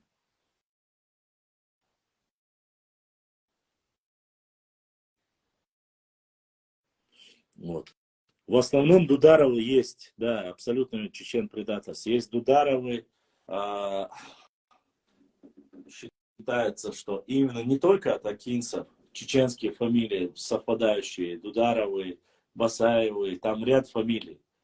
И Дударовы только одни из них. Остальные фамилии у меня есть, я, кажется, их публиковал, даю это решение. Про башни, петроглифы и тому подобное. Ни один человек, который люто ненавидит наш народ и оскорбляет наши башни, наши петроглифы, самое интересное, ни один раз не был в горах нашей Родины. То есть они не были до конца. И чтобы у чеченцев ничего не было, они делают, что говорят. На самом деле Шатой это не чеченцы, Шатой это наше. Все, что находится по левую сторону Аргуна, это наши. Говорят одни соседи. Другие сюли соседи говорят, все, что находится по правую сторону, это наше. Но это бред ксивой кобылы. Бред. Благо, вот эти беки, ханы, шихмур, всякие князья, все они эти земли, сегодняшние земли, на которые были заселены черские казаки, на которые были заселены сюли, на которые были заселены гунки, на которые заселены были многие другие, эти земли исконно принадлежали нам. Но по уничтожению, когда велись на разные войны, на всякие непокорения, забиралось, раздавались. Забирали, раздавались. Почему сейчас перестал действовать обычай, когда ингушей и сюли воровали, я не знаю, спорт, я не знаю. У нас от многих обычаев уже отказываются, что очень плохо.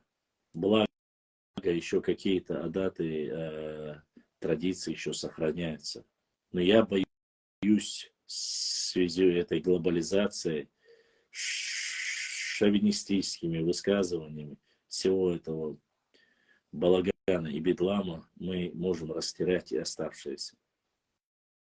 И мне абсолютно, вот вы одеваетесь так, мы одеваем, валлахи, биллахи, талахи. Достаточно в любом соседнем регионе людей, которые одевают, ходят в спортивках, ходят в тапочках,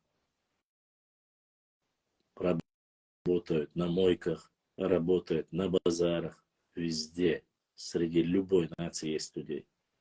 Работают люди, занимаются противозаконными вещами, продают наркотики, распространяют алкоголь и так далее. Среди любого народа. Самое интересное, когда оскорбляли чеченцев, называя их нехорошими словами, их же руководство, они это руководство носили на руках и говорили, такого как ты нету, ты самый крутой, ты только смог чеченцам противостоять. А когда руководство, допустим, в конце концов доказали и показали, что чеченские земли в 2009 году были украдены, полностью обосновали и сказали, так-то, так-то, и он согласился и вернул землю, он стал передастом, он стал ненавистником, всю его жизнь, то, что он делал, коррупцию, все остальное ему припомнили. Но когда брали в 2009, ни слова не сказали. Это же несправедливо? Несправедливо. Ни одного митинга не сделали чеченцы. Упрекали ковром 200-метровым, сказку эту рассказывали. Упрекали. Было ли это? Не было. Было ли надпись «Ингуши в Назране, русские в Рязань, татары в Казань»? Не было.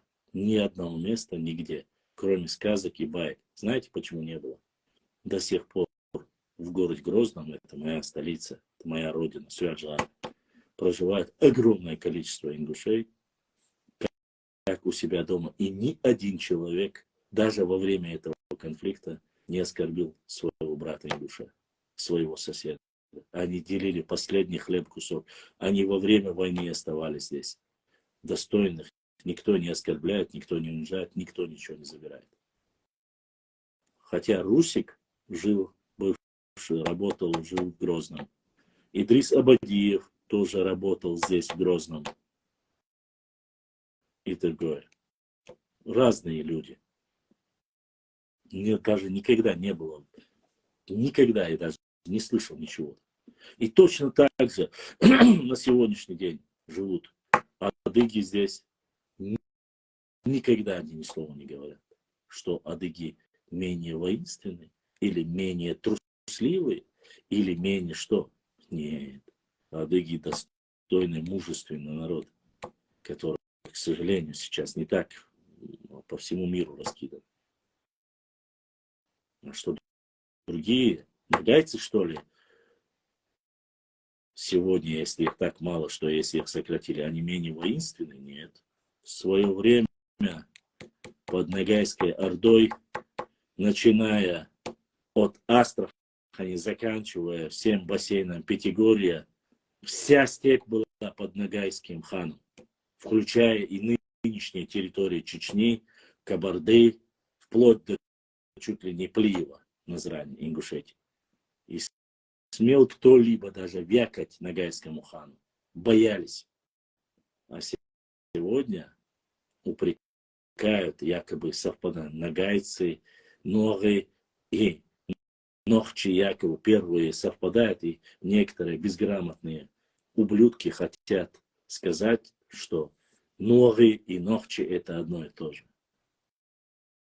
Ну, только ублюдки такое могут сказать. Поэтому недостойно.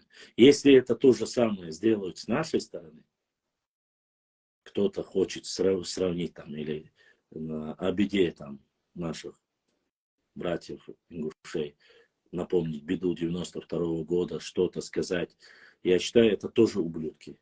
Не нужно упрекать своих братьев, тот, кто это делает. Это недостойный поступок, иначе так не поступают. Но сейчас бич, олш, буй, гаждуй, воздуй, ха-ха, вы будьте достойны. Историю все знают. Знают, кто сколько и что делал. Кто сколько сопротивлялся. Врать можно. Можно говорить, мы напугали Чингисхана, мы отправляли к Адольфу Гитлеру со словом газовать. И все остальные вот эти сказки, байки, наши пирамиды там стоят в Китае. Вот эти вещи не надо. Не надо. Мы даже в своем, вот, на своей родине хотя бы до конца не можем довести. Ничего довести до конца не можем. У себя разобраться не можем, лезем с соседям, их грязное белье трогаем. Я даже в историческом плане это говорю. О чем вы говорите? О таких вещах вы хотели бы знать или о таких вещах вы хотели бы говорить? Ну, давайте поговорим. Мы не любим говорить об истории, мы любим говорить о чужом белье. Да, так и есть. Мы о внешности будем говорить, он лысый, он толстый. О донатах будем говорить. О том, что его якобы там пугает. Нет, я живу у себя дома. Если я не занимаюсь призывом, пропаганде, чему-то, я занимаюсь историей. Для чего? Для того, чтобы у меня... Хочу запустить бизнес в Грозном, меня закроют или я смогу там работать. Джамлай, в Грозном работают десятки, если не сотни твоих братьев, ингушей. Никто их не трогает, никто им ничего не говорит. И никогда не было такого. Это Чечня, это Нохчичуя. У нас не говорят кюпчельги, у нас не говорят ничего плохого. Мы умеем сохранять достоинство, сохранять мужество. Если человек честным трудом работает, никого не трогает, никого не оскорбляет, никому не мешает. Так должны жить все на Кавказе. Понимаете? Ни больше, ни меньше. Закроют тебя, не закроют. Не знаю, если ты что-то противозаконно сделаешь, закроют. Если я сделаю что-то, там то же самое, насколько я знаю. Чарто высказал свое личное мнение. Кто-то другой высказал, черто не админ этого паблика. И я должен, еще раз повторюсь, черто может сказать все, что угодно. Ибраим может сказать тоже все, что угодно. Они не админы. А я админ. И мое слово, то, что я сказал, могут использовать. А их слова нет. Они просто высказали свое мнение. И благо без мата и без оскорбления. Я не знаю, какие у вас взаимоотношения, но я так говорю. А так, я думаю, что это не то место, Джамлей, где нужно спрашивать, открыть бизнес или нет. У тебя достаточно здесь своих друзей, ты прекрасно знаешь, о ком я говорю, с которыми ты можешь общаться и спросить это. Вот. Ну да ладно, сейчас не об этом немножко. Поэтому я, конечно, многое понимаю. Вот у меня черто вот вечно меня мучает. То черто бывает сама добродетель. Он всегда говорит, мы братья, мы это, мы то, мы третье, десятое. Я говорю, да, черто, ты согласен с тобой. Все. Проходит неделя, черто заходит, начинает рвать, метать. Да они все такие, да они все сякие. Я за черту никак не могу успеть, так что я не могу черту ничего сказать. Черту не дома живет, черту живет где-то за пределами. У него своя голова и свое мнение. Каждый заходит мне говорит, вот у тебя же есть черту, подписчик, вот. Черту ногчу. Он из родственного моего тейпа чертвой. Я ему ничего не могу сказать, он меня не матерится, он мне ничего не говорит. Зашел, все. Любой может зайти. Он сюда заходил, вот сколько Абу Бакр Бош, а ваш головы. Там еще другой Картой, фамилия его была, тоже заходил. Никогда он ничего плохого слова не говорил. Асхаб заходил, ингуш. Чистокровный ингушей никогда ни слова плохого не говорил. Ничего. И достойно ведут. И когда они заходили говорить в моем эфире, всегда им все говорили, ДРС был иштху без выжи. Их никто не проклинал, их никто не посылал. Всегда так. Но на каждую агрессию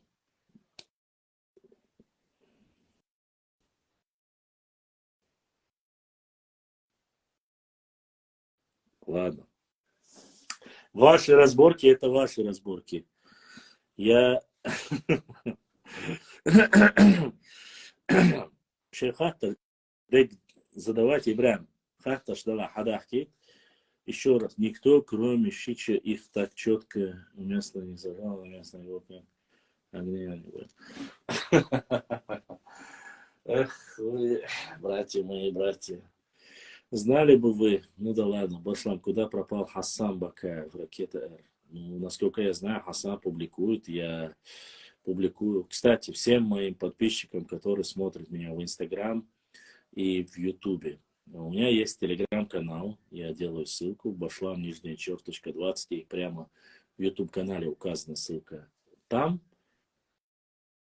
публикации есть те, которые я не могу публиковать в Инстаграм, в Ютуб или ВКонтакте. Ну, вы должны понимать, есть какие-то материалы, которые... Поэтому все, что вы хотите, если хотите прочитать того, что здесь нету, подписывайтесь на телеграм-канал.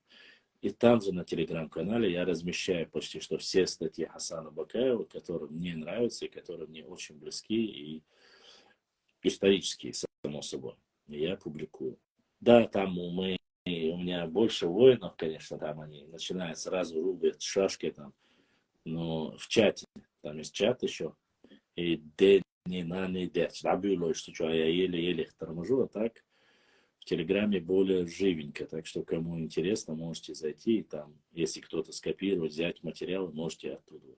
В Инстаграм и в Ютубе не всегда все позволено, есть определенные правила, есть определенные слова, которые запрещены, и ты не можешь их публиковать. А вот там большие тексты, вот последний Хасана Бакаева материал у меня там, последний материал про шейха Мансура, который большой, опубликован.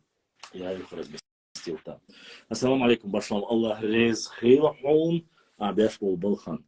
Ночью 1914, ДРС, да, дошел. К сожалению, не всегда я могу провести эфиры. У меня очень ограничены финансовые возможности. Короче, за волгаями вы будете всегда. Билшот, что несешь ты? Просто-напросто. Настолько позорно. Такой позорно вообще болтологию ты несешь. Мне даже стыдно. Честно, мне стыдно. Но даже девушка достойно не ведет так себя, как ты. Ты просто позоришься. Вот. К сожалению, не всегда получается. Прошлую субботу мы смогли, видите, сегодня вчера в пятницу, сегодня в субботу я дошел. Кстати, Ибрahim, я тебе написал по поводу материала, который вчерашнего эфира. Ты прочел? Всем моим друзьям и подписчикам, все, кто смотрит в Инстаграм. Послушайте, я хотел бы сказать, мне вы пишете, как будто я непосредственно владею там YouTube каналом, если он под моим названием. У меня нету даже мощности, чтобы через YouTube канал показывать. То есть у меня есть возможность зайти туда во время эфира, потому что я прошу всегда Ибрагима: Ибрагим, подключайся. И вот я подключился. Ибрahim, я насчет того, что я тебе отправил письмо. Ты что на меня наедаешь? Я общаюсь. Короче, понятно. И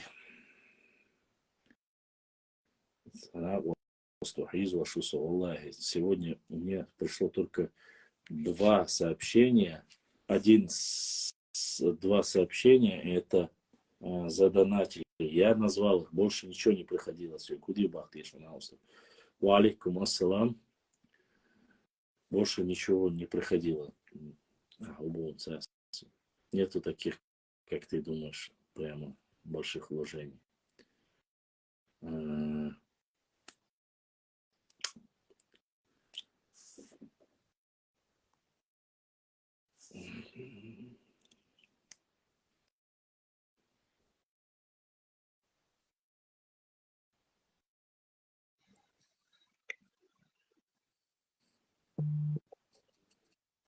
Да. Assalamu alaikum. Ва алейкум ассалам, Ибрahim. Bonsoir, ça va bien. Шо танкисты наушники стане. Еще раз аят нагад башна. Охрин саканчуа бочан хайта сдаул вчерашний эфир, то, что вчера был эфир, Зелим, который был в эфире, он меня попросил по разным причинам удалить. Он не хочет быть медийной личностью. И с Инстаграма удалить, чтобы чтобы не было там каких-то недопониманий, чтобы не было комментариев и так далее и тому подобное. И он также попросил меня, чтобы я там убрал с YouTube канала. Еще раз повторюсь, что вот об этом я попросил Ибрahima, и вот Ибрahim, продолжи, чтобы не было, как будто между собой мы что-то договорились. Валашва. ستدقيق در اکتبر شلوغش شش بگل داخش یو دایق بردوش دلاهده تیم واقعا و دی قصد خانه قطع اصلاح کرده تاسیم اول شتگوی oylayış elçilikler elçin dahilçilikler şaşum dayak edela efiri modül diyorlar sarıolik dayak karet ve gayet bonus. Saya gusto. Все, гушон, Ибрahim. Son interval asbade geldi. Son beşlik hazneye sana dikveş oldu. Hay xanıyor, hay mokşalıyor, он хочет эпозумадо, hay компьютеромаёч, ютубер вы везли подключить бини хасон, так мелла царгона осталась, это и хакачик шуй хасон, hay долуштик дяшуха, сон интервал хундаш, я не имею права на тебя воздействовать, это полностью твой канал. хай возможно, хай ладир, дуа айн саладир даться. Мое дело тебе сказать, я больше асхук, я зирят, он сюги асек оли, пускай выходят сами на тебя, сами тебе пишут. Ты являешься ретранслятором просто. Завтра, если ты захочешь, просто можешь переименовать этот канал, там, сделать его Ибрагим ТВ и закидывать меня, не спрашивая даже, закидывать. Я тебе ничего не могу сказать по этому поводу. Сундера, я знаю, что ты тратишь свое время, я знаю, что ты тратишь, тебе нравится наша история. Он хасхитар дарача, сдука материал тилатилин, потому что бадик бахал дес прачхой махтан пазуан, дука материал скемниш очень караина. Сундера, цааши куяц, асишт. Я тебя еще раз, асхук мацабахом на свое усмотрение сам решай как хочешь, хорошо? Я твое мнение понял, асхук эллаг сокьята. Почему я на Инстаграм Ну, я сейчас один раз скажу. Я старстрим давай короче, я чуть-чуть. Старстрим давай короче. Чудах лишь ойла индуй, хуэл мегарду дат ойла ин. Я дали то элчен дарлюз. Чаля. Адис. Короче, стрим тут интервью YouTube чахрел, что за проблема? Хорошо, все, дигду дела. ДРС.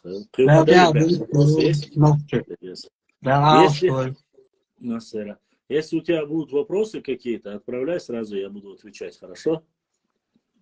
Нет, что там? Так. Давай. Давай.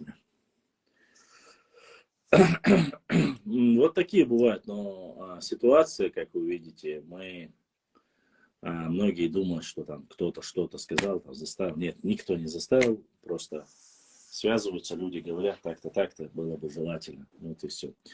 По остальным вопросам, если есть. А кто что хотел еще сказать? Задавайте вопросы, друзья. У меня просто осталось совсем немного. Здесь может быть максимум. Там у меня трафика осталось минут на 30, не больше. К сожалению, у меня больше возможностей нету. Я так с 10 часов, да, с 9:30 мы вышли, сейчас уже 2 часа, поэтому мы уже айвей долж хамдац азвей уч дол дук бошла марез хугуацвей хан рез скрывастиш ханху шейн. Хадийцы еще слушаю, если это касается нас, если я что-то знаю, я отвечу. Если есть вопросы, задавайте, если вам что-то интересно. А так, к сожалению, я то, что даже сегодня прислали, запустил, сразу перезагрузитель. Ах, следует нас уже духаняться. Щичу, говорят, Бузартанов. А Бузартанов никому ничего заказать не сможет. История разная, история нужная. Валикум ассалам. Сегодня у меня был ряд вопросов, которые я хотел вам еще рассказать, поднять, но, к сожалению, видать, я упустил. Ой, это он шахул доктора. Башлам. Я с Малгобека. Я раньше была за народ Арствай, но потом меня переубедили, что я чеченка. Можешь вкратце объяснить мне? Могу объяснить тебе. Тебя переубеждать не нужно. Ты и есть чеченка, ты и есть ногчи, чистокровная. Причем, заметьте, я это сказал, чистокровная. Нету народа Арствай. Нету других народов. Мялхи нету. Нет народа Тирва. Нет народа Эшбатвай. Нет народа Бен. Нет таких народов. Мы все единый один народ. Но так получилось, что многие арслоевцы попали между, как говорится, наковальню. Между мечом и наковальней. То есть с одной стороны одни говорят, с другой стороны другое говорят. Это со времен Кавказской войны. Варства всегда были, есть и остаются неотъемлемой частью единого ночи народа. Просто мы не можем сегодня такая ситуация сложилась, тупая ситуация, которая часть арстхоевцев в Ингушетии, часть арстхоевцев в Чечне, часть орстхоевцев, там, допустим, в том же в Дагестане. Сегодня в Дагестане, а так в Аухе. Вот, поэтому это очень тупая ситуация в том, что если бы Орстхой все территориально после Кавказской войны остались, ну, в то время не было такого понимания, что завтра или через 100. Хотя, может быть, и были, я не знаю, может, это царская охранка все сделала в свое время. Разделить, вы же знаете, если бы за Карабулаками, допустим, по этой же территории шла прямая линия, допустим, Тейпа Мелхи, да, Тухума Мелхи, да, они бы сказали, вот народ Карабулаки, вот народ Мелхи, следующий бы народ был бы, там, допустим, Теркхуай, или там, допустим, народ Чеберлай. Это все ерунда. Валлахи, биллахи, таллахи, я клянусь именем Всевышнего Аллаха, все мы один единый народ, с одной языковой культурой. Не только языковой, с одним языком, культурой, традициями, обычаями. Небольшое отличие есть в диалектах, ни больше, ни меньше. Больше ничего нету. У нас одна кровь, у нас одни ДНК. Нету сверхновых ДНК от Орстхой. Нету сверхнового ДНК от Мелхей. Нету сверхнового ДНК от Эшбатвай, Чеберла, Терква и так далее и тому подобное. Нет таких ДНК. Мы все есть одно единое целое. И Теркхой ногчи, и Орстхой ногчи, и все остальные. Чечо, Мержо, Галай, Хакоп, Анто, Кибеш, Чанти, Мулпа, Цен, Шейци, Ценадош, Нохчебу, Хиллабу, Хейкбу. Ну, вот такая политическая ситуация. И сегодня некоторые люди, которые специально провоцируют, чтобы сказали, вот в Чечне там орстхоевцы напугали, кьери, негры, валлахи, биллахи, талахи. Великолепно живут Орстхой в Чечне, как и все остальные типы. То есть Орстхочун, Деггибе, Садац, Соэршвату, Сонохшмахков и Орстхов. Садек дукет Орстхочун, даже дука туэлла хидош. Шей юртю, шей махбу, шей шадик, шей дуксе. Сун водала, сакиевала, и Орстхох ехеру, Соэршвала, и Орстхов, потому что мы все один народ. И вот эти понятия, что ищет, будешь у тебя, Орстхой, лахтанте ашбу. Орстхой, табану, и вот Акабас, 5000 семей ушли. Из них 3500 семей. Остальные ногчи и 1500 Орстхой ногчи ушли мухаджирам. Все, народ один. Но люди, которые сегодня пытаются говорить, Дойнш, да, Дойнша Дюшхова. А что не было? Между Эккой и Орстхой не было никогда вражды? Было. А вы знаете, что по истории считается, что многие, часть орстхоевских тейпов произошли от Эккой, прямые доказательства есть и все остальное есть. И ДНК есть. Но они разве не враждовали между собой? Враждовали. А что Мелхи и Тирва не враждовали? Враждовали. А что Мелхи и Чанти не враждовали? Враждовали. Воевали. Это все было. Среди всех тайпов было. Не потому, что ты другой национальности мы враждовали. Понимаете? Не поэтому. А амбиции. И все. Свои взгляды, свой тяжелый характер. У каждого психология своя. Ну вот и все. Сун, асьот, акабах. Я не делю ингушетер Орстхой, Нохчучер Орстхой. Нет. Просто из-за политкорректности мне приходится говорить Орстханохчу бу, Орстха. Валлахи, биллахи, дал халлак вальсун нагасан ас цхан секундана сайн хиетак, сайн хуак дючдаться. Ни политика, ни ради чего-то. Валлахи, нету никакой разницы между Орстхой и Цуантрой. Никакой разницы. У Орстхва есть блондины, у Орстхва есть брюнеты, у Орстхва есть шатены. Как и все остальные ногчи.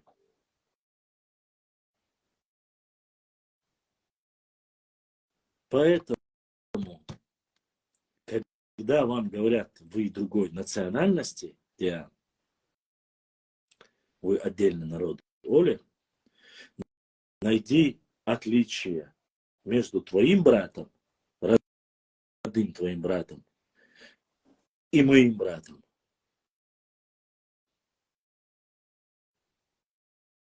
Вот, даже мной и твоим родным братом, какая между нами разница? У нас разные языки? Нет.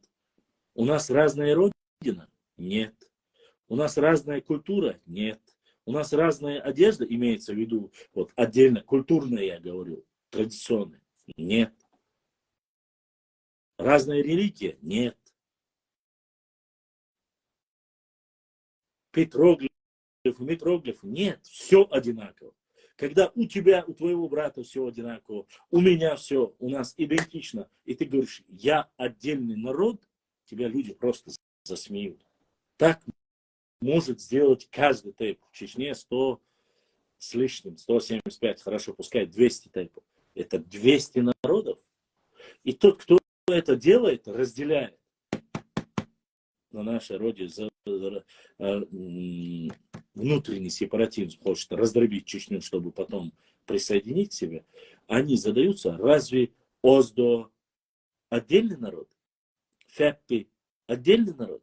Тхоро отдельный народ? Галгай отдельный народ? Кто там еще? Евлой отдельный народ? Нет, это все, они же говорят, мы все ингуши. Если вы все ингуши, и никто вас не делит, то есть мы не говорим вам ничего. Мы сказали, единственное, что ночью говорят, мы говорим, мы братья. Вы говорите, нет, мы не братья. Вы вернули свои земли, которые мы у вас стихара взяли, вы нам не братья. И бах. Масарца бах, частично, конечно, бах. Несмотря на это, ночью махает рукой, говорит, адита, шейнлуак бахта, валлахи, биллахи, яхра, жду кабиш. Аллах мабу.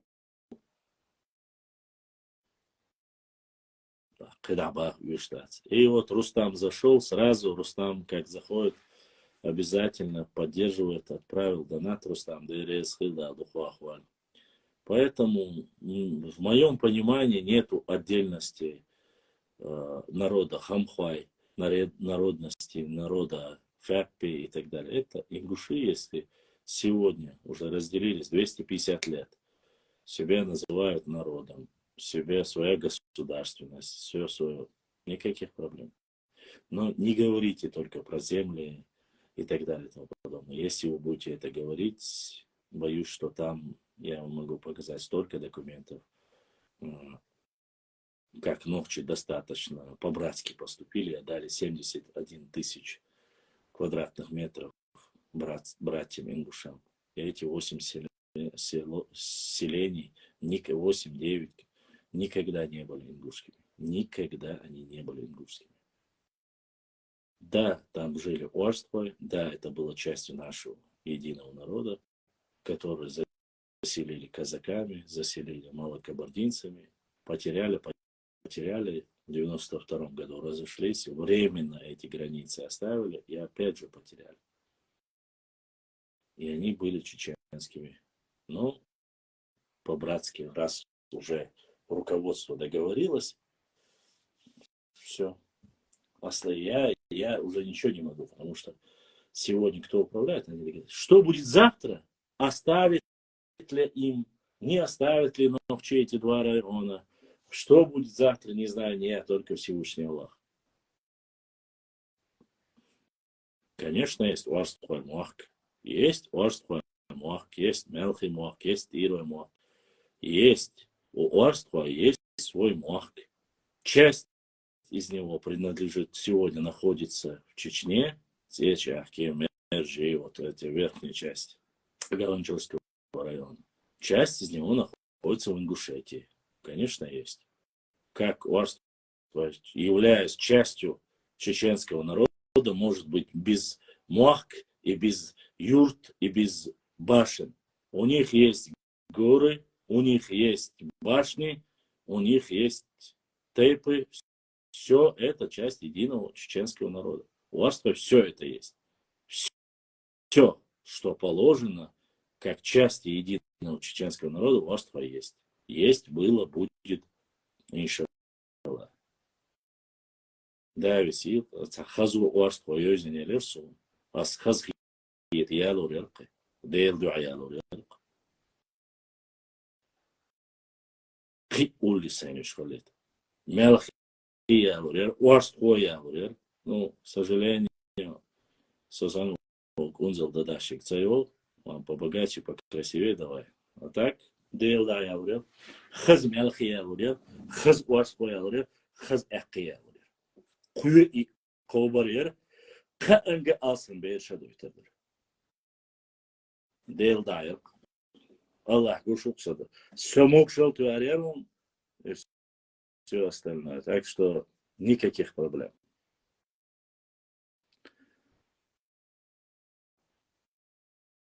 Нет, конечно. Если у них есть мог, значит это нас. Нет, конечно, Зурабашвили или Зурбашвили, как там тебя зовут, я не знаю. Мохк есть у каждого чеченского тукума. У каждого. У Мелхи, у Тирой, у Чеберлой, у всех есть. У Эршбато есть, у Бено есть. У всех есть свои мохки, свои горы. Почти у всех есть свои башни. Ассаламу алейкум. Рустам дал Сидуэль. Влипнуть, походу, хочешь, бах, акер, бурсбико. Да не хочу я. Почему? Я хочу достойную чеченскую семью. Что значит моих? Что значит Мохк? Интересно. Мохк — это земля.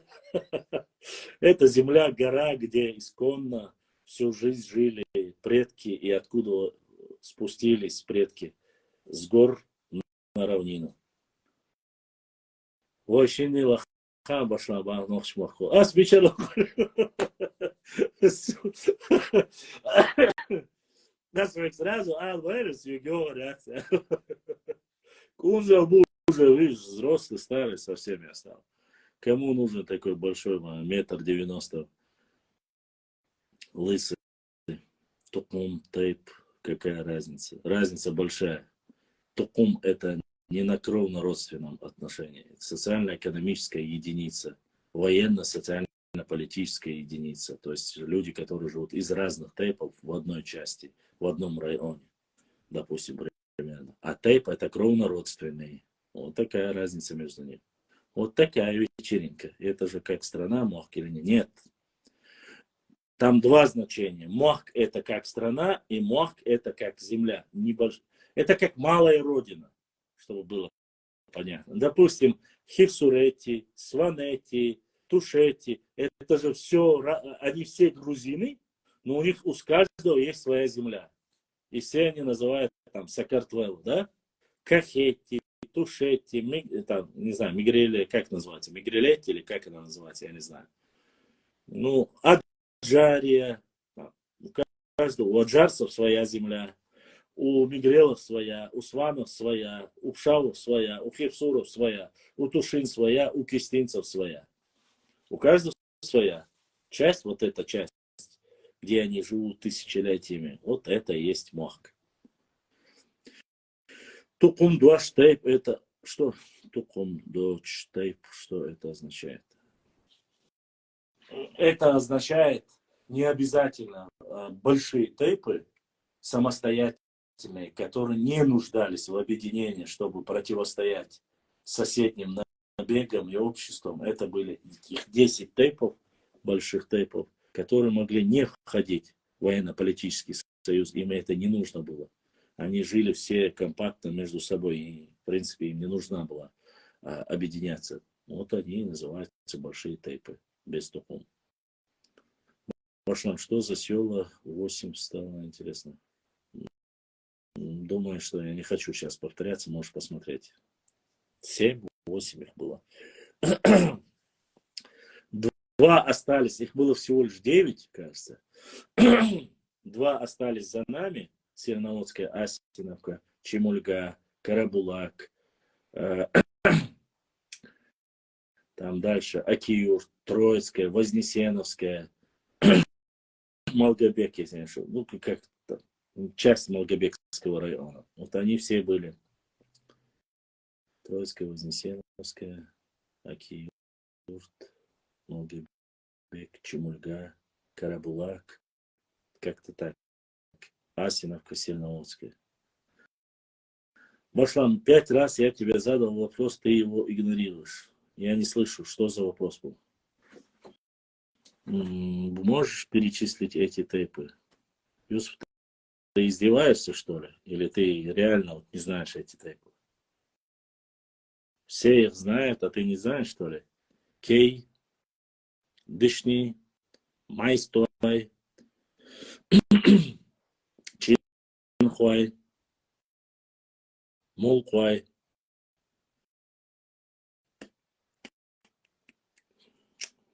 Чтобы я не забыл. Дегара, ну да, да сумма, что догадает.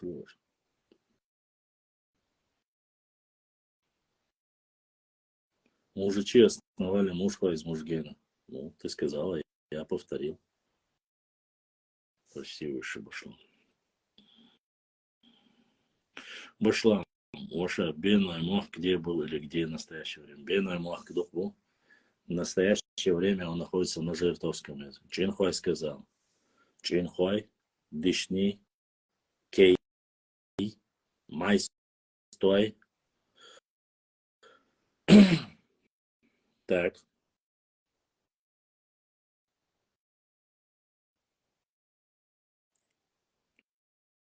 Сколько их? Кого я забыл? А я забыл еще как минимум 5. Дагерданом, Сободан. Наизусть что? Веппи плюс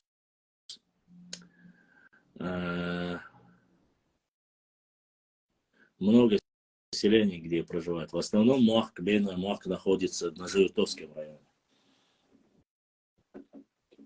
А так селение Бейной название уж селение то ли 5, то ли 6, если я не ошибаюсь. А избить его. Нашхуай, Майстой, Дышни, Кей, Веппи, Чинхуай, Терлонет, Лом Эхки, Галай нет. Галай входит в Орстхуай.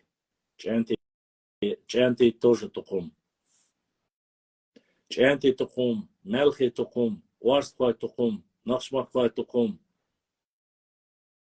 Шотхуай Тукум, Чеберлуай Тукум, Шаруай Тукум, Пешхуай, да. Пешхуай, Нашхуай, да. Пешхуай, Нашхуай, Дышни, Чинхуай, Кей, Веппи. Кажется, всех назвал.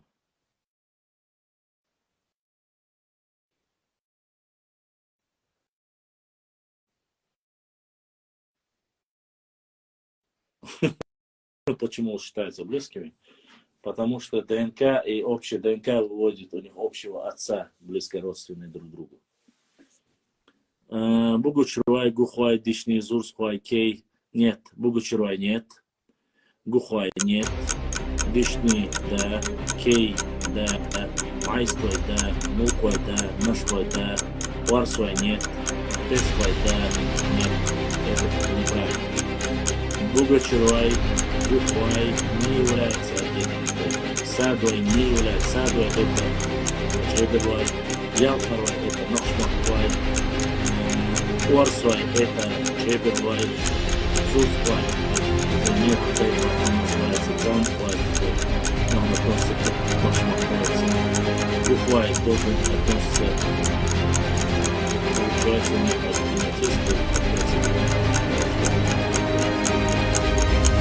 по идее,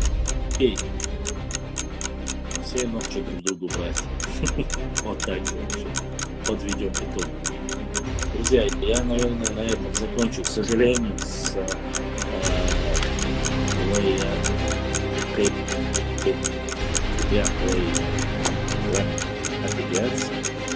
да, я ушел. Цундера. Последние, сейчас 16, у нас осталось 14 минут. Если у вас есть вопросы, задавайте. Дальше продлить уже не вариант у меня. Почему мой вопрос не выложил Сатиханов? Спрашивает Сатиханов. А что за вопрос у тебя был? Что за тема, говорит, преуспевший? Сатиханов. Сатиханов, сунха вопрос. Гушандац с ником Сатиханов. Вот ты мне прислал в личку вопрос. Он мне дошел. А так у твоего вопроса здесь нету. Я не вижу этого вопроса. Я не знаю, почему он не дошел. Но здесь твоего вопроса нету, Сатиханов. Если бы был бы, я бы ответил. Так. Башлам, братья, что мы все? Ну, отец у нас не один. Конечно, дети, это была шутка, я за тебе сказал. Вообще, нахшмаховцы считают себя все друг друга братьями. Центроевский, мне не VPN нужен, у меня VPN есть. Дело не в VPN, я VPN не покупаю. Если бы есть Аларис, а вообще дадел положение. Я пользуюсь бесплатным VPN. VPN у меня есть. Я не из-за VPN. У меня оплачивается интернет и трафик. И когда у меня хоть чуть-чуть собираются донаты, я больше провожу. Если не собираются, я быстро отвечаю и пошла. Может, тебя в депутаты городского собрания? Нет, я уже выдвинулся один раз. Достойно проиграл и больше не хочу никуда выдвигаться. Маловероятно. Я простой человек, к сожалению. Дышный разве не тухом получается? Нет, дышный не тухом.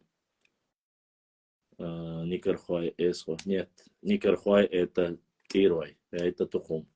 Хотя некоторые тирой утверждают, что нет, но мелхи, тирой, уарствай, нахчмахквай, шарвай, шуатвай, чеберлвай,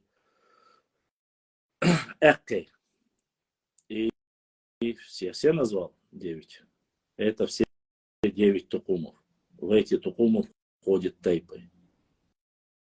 Понятно? Есть единственное, есть лам эккей, это тейп.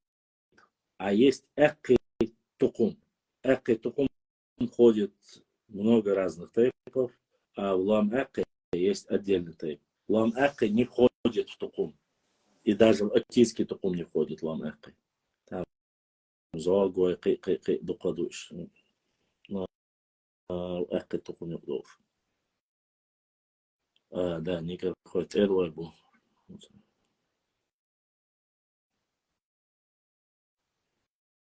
Никакого отношения мы не имеем. Догма единства говорим. Какое трое имеешь?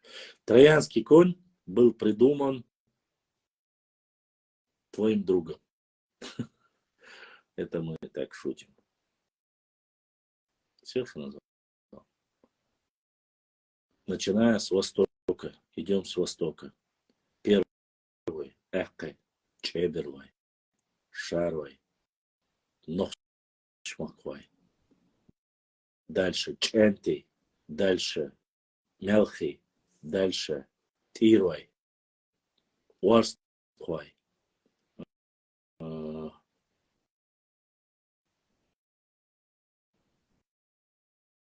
Шуатвай. Кого я забыл?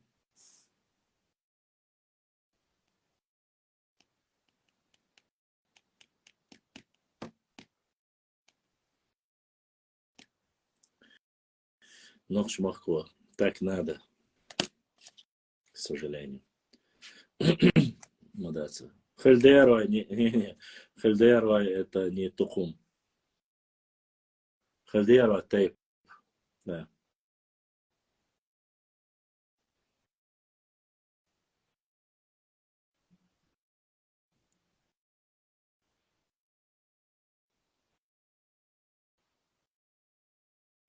Майстер тейп. Майстер не ходит. Он среди 10. Да, Ламяхка это который с Белончорского района. А Эхка это который с Ауховского района. Ну, я вроде перечислил всех же. Если с востока мы идем, первый Эхка, рядом с ним Чеберлай, рядом с ним Нохшмаквай, рядом с ним шарой, за шарой идет ченти, за ченти идет шетлой, потом Орстхуай, Тируай, Мелхи, 9 тухумов. Все. Потом 10 тейпов, которые не входят в тухумы. Или, если говорить, начнем, варшу, пайцадоштеш.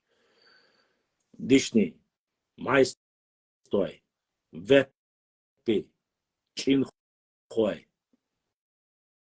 кей, лам эхки,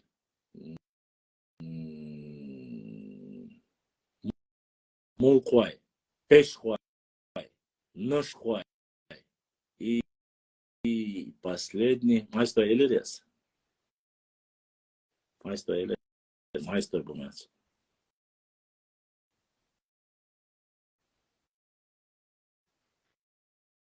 Я отдельные вары, тукумы и отдельно тейпы, которые не входят.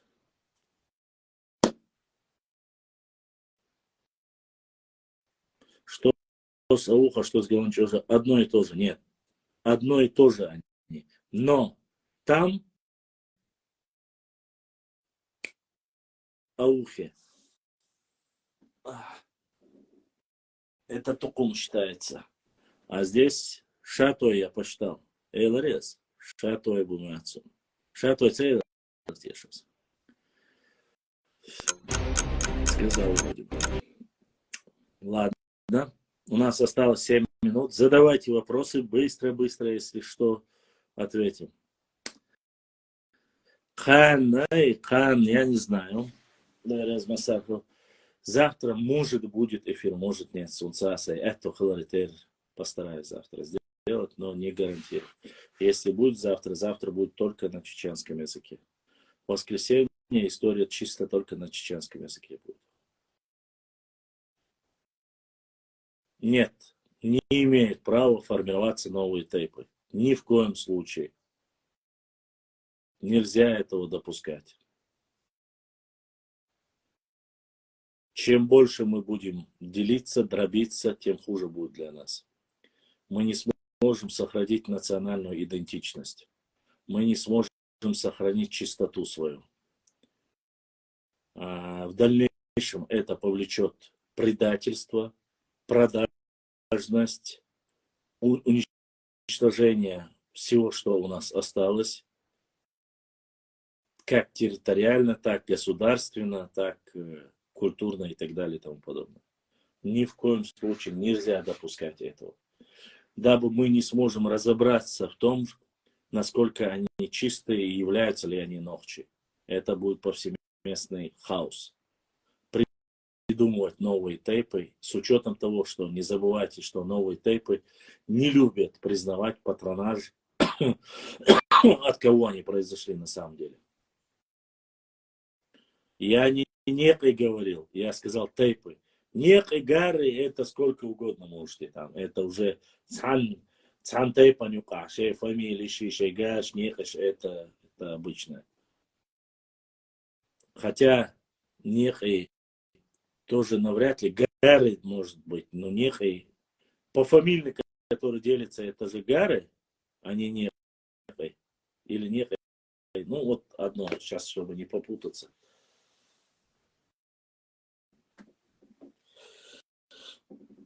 Нельзя вводить ничего нового в нашу историю, в наш народ.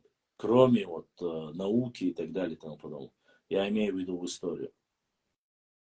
Нельзя ни в коем случае. Если вы будете создавать новые тейпы, новые вары или тухумы и так далее, это пагубно для нас. Тогда вы будете делать ролики через лет 100, кто на самом деле настоящие нохчи и остались ли они вообще. Ролики про Петю, Ваню тогда будет все больше и больше. Мы не можем стать сборищем, как там, допустим, я не знаю, как американцы. Гучинги, тейп, Гучингхуай. Я не хочу отвечать на этот вопрос. но он входит в тейп конкретно.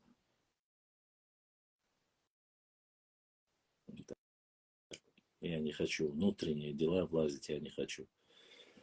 Есть некоторые тейпы, которые говорят, что они тейпы, но на самом деле у них есть тейп, от которого они произошли, но они не признают. И у них между собой идет некая вражда. Я не хочу, я за объединение нашего народа. А делить я не хочу. Их нету, Саварим. Донат Хуай уже погибли, вымирают. Их нет. Сегодня из них, из этого тейпа пришли только 3 человека. Уже умирает, значит. Ладно, на этом я закончу сегодняшний эфир. Хочу всех поблагодарить. Если у вас будут вопросы, пишите в директ в Инстаграм. Обязательно лайкайте, обязательно оставляйте 1-2 комментария на каждый наш новый пост, когда заходите, или хотя бы смайлики, или что-либо. Это очень помогает нашей странице распространяться. Если у вас есть пожелания, если вы что-то о чеченцах хотите рассказать того, что я не рассказывал или не знаю, материал османской истории, османского на Кавказе. Отправляйте, у меня пару вопросов появилось. Отправляйте обязательно Гоузову, напиши мне в директ, я отвечу. Инстаграм, Фейсбук, ВКонтакте, в Телеграме, в Рутубе, в Ютубе, в Твиттере. Везде, на всех этих платформах я есть, и я закидываю все, что касается нашей истории, все, что важно для нашего народа. Про культуру, традиции, адаты и все остальное. Поэтому подписывайтесь, пишите, распространяйте, приглашайте на максимально новых людей, чтобы они знали больше свою историю, географию, знали правду о нашем народе, а не вымысел и ложь, клевету, которая... Если вы не являетесь чистым ночи, если вы ненавидите этот народ, если и так далее и тому подобное, нашу историю и нашу родину, идите вы к чертовой матери и не приходите ко мне на мой аккаунт. То есть те люди, которые ненавидят, оскорбляют или делают что-то подлое, я вас не считаю ни мужчинами, ни женщинами, и даже не считаю вас за животных. Вы ничтожество, и вам нету места у меня в аудитории. А остальные все, кто любит, уважает, ценит чеченский народ, ночи народ, нашу историю, все остальное, я вам обещаю в ближайшее время очень много нового, интересного, секретного будем публиковать, будем опровергать и будем показывать, где есть правда. На этом я заканчиваю. Масейра Адикюэль. С вами был ваш брат Башлам. Если что, пишите в директ, и я отвечу. А так, почти 24 часа на связи. Всем, особенно одной сестре и 3 братьям, которые мне сегодня задонатили, помогли нам. Не думайте, что о количестве. Аж язык бьется, да, от няха война из-за улхан, да, хаужур душам, да, да, саду, буддиснек, изашка соло летел, шо адикюэль марш аль бюстар декалевел. Астхан халхи тардиня, я нау да тундиня, сон индия дол даггар, Аллах дахдур, шон цана халхи тетя нау хита дарач вацар, шон со сейн хуаг диц, шон хуаг аш сейга диц, ин вацхани цума дя уайлайна, ويناقش قوم بايدين خليتا اتسوما دي قحويك شوار نستلاح دالديك خوردو تسنستلاح سون قيندير دول وش إبراهيم يوتيوب يعبوش المسار سلام مارشال دالدوك دال شو دال سيد وشو إفير عانا إبراهيم حسون قيندير أسحق حيزور واتسون أسقي حوك دي خشدي داتسون شي خطر دلاح شي دي خداح بس كان سامي тебе пишут. Твое право, ты хозяин. Я знаю, что ты мне помогаешь и так. и так далее. Ассаламу алейкум ва рахматуллахи ва баракатуху. Адик юэль марш аль-кхан. ويغلق سأتخلح ويتاج دلاح اتنس حيت دالن يقح وينخش مطح ويمرخل يتشدحولو ويبيس قال قلق نرحسن ستوخلي значит это тебя лишь он رزق تسنستلشن عديكول ماشعل بيستعديق له. السلام عليكم ورحمة الله.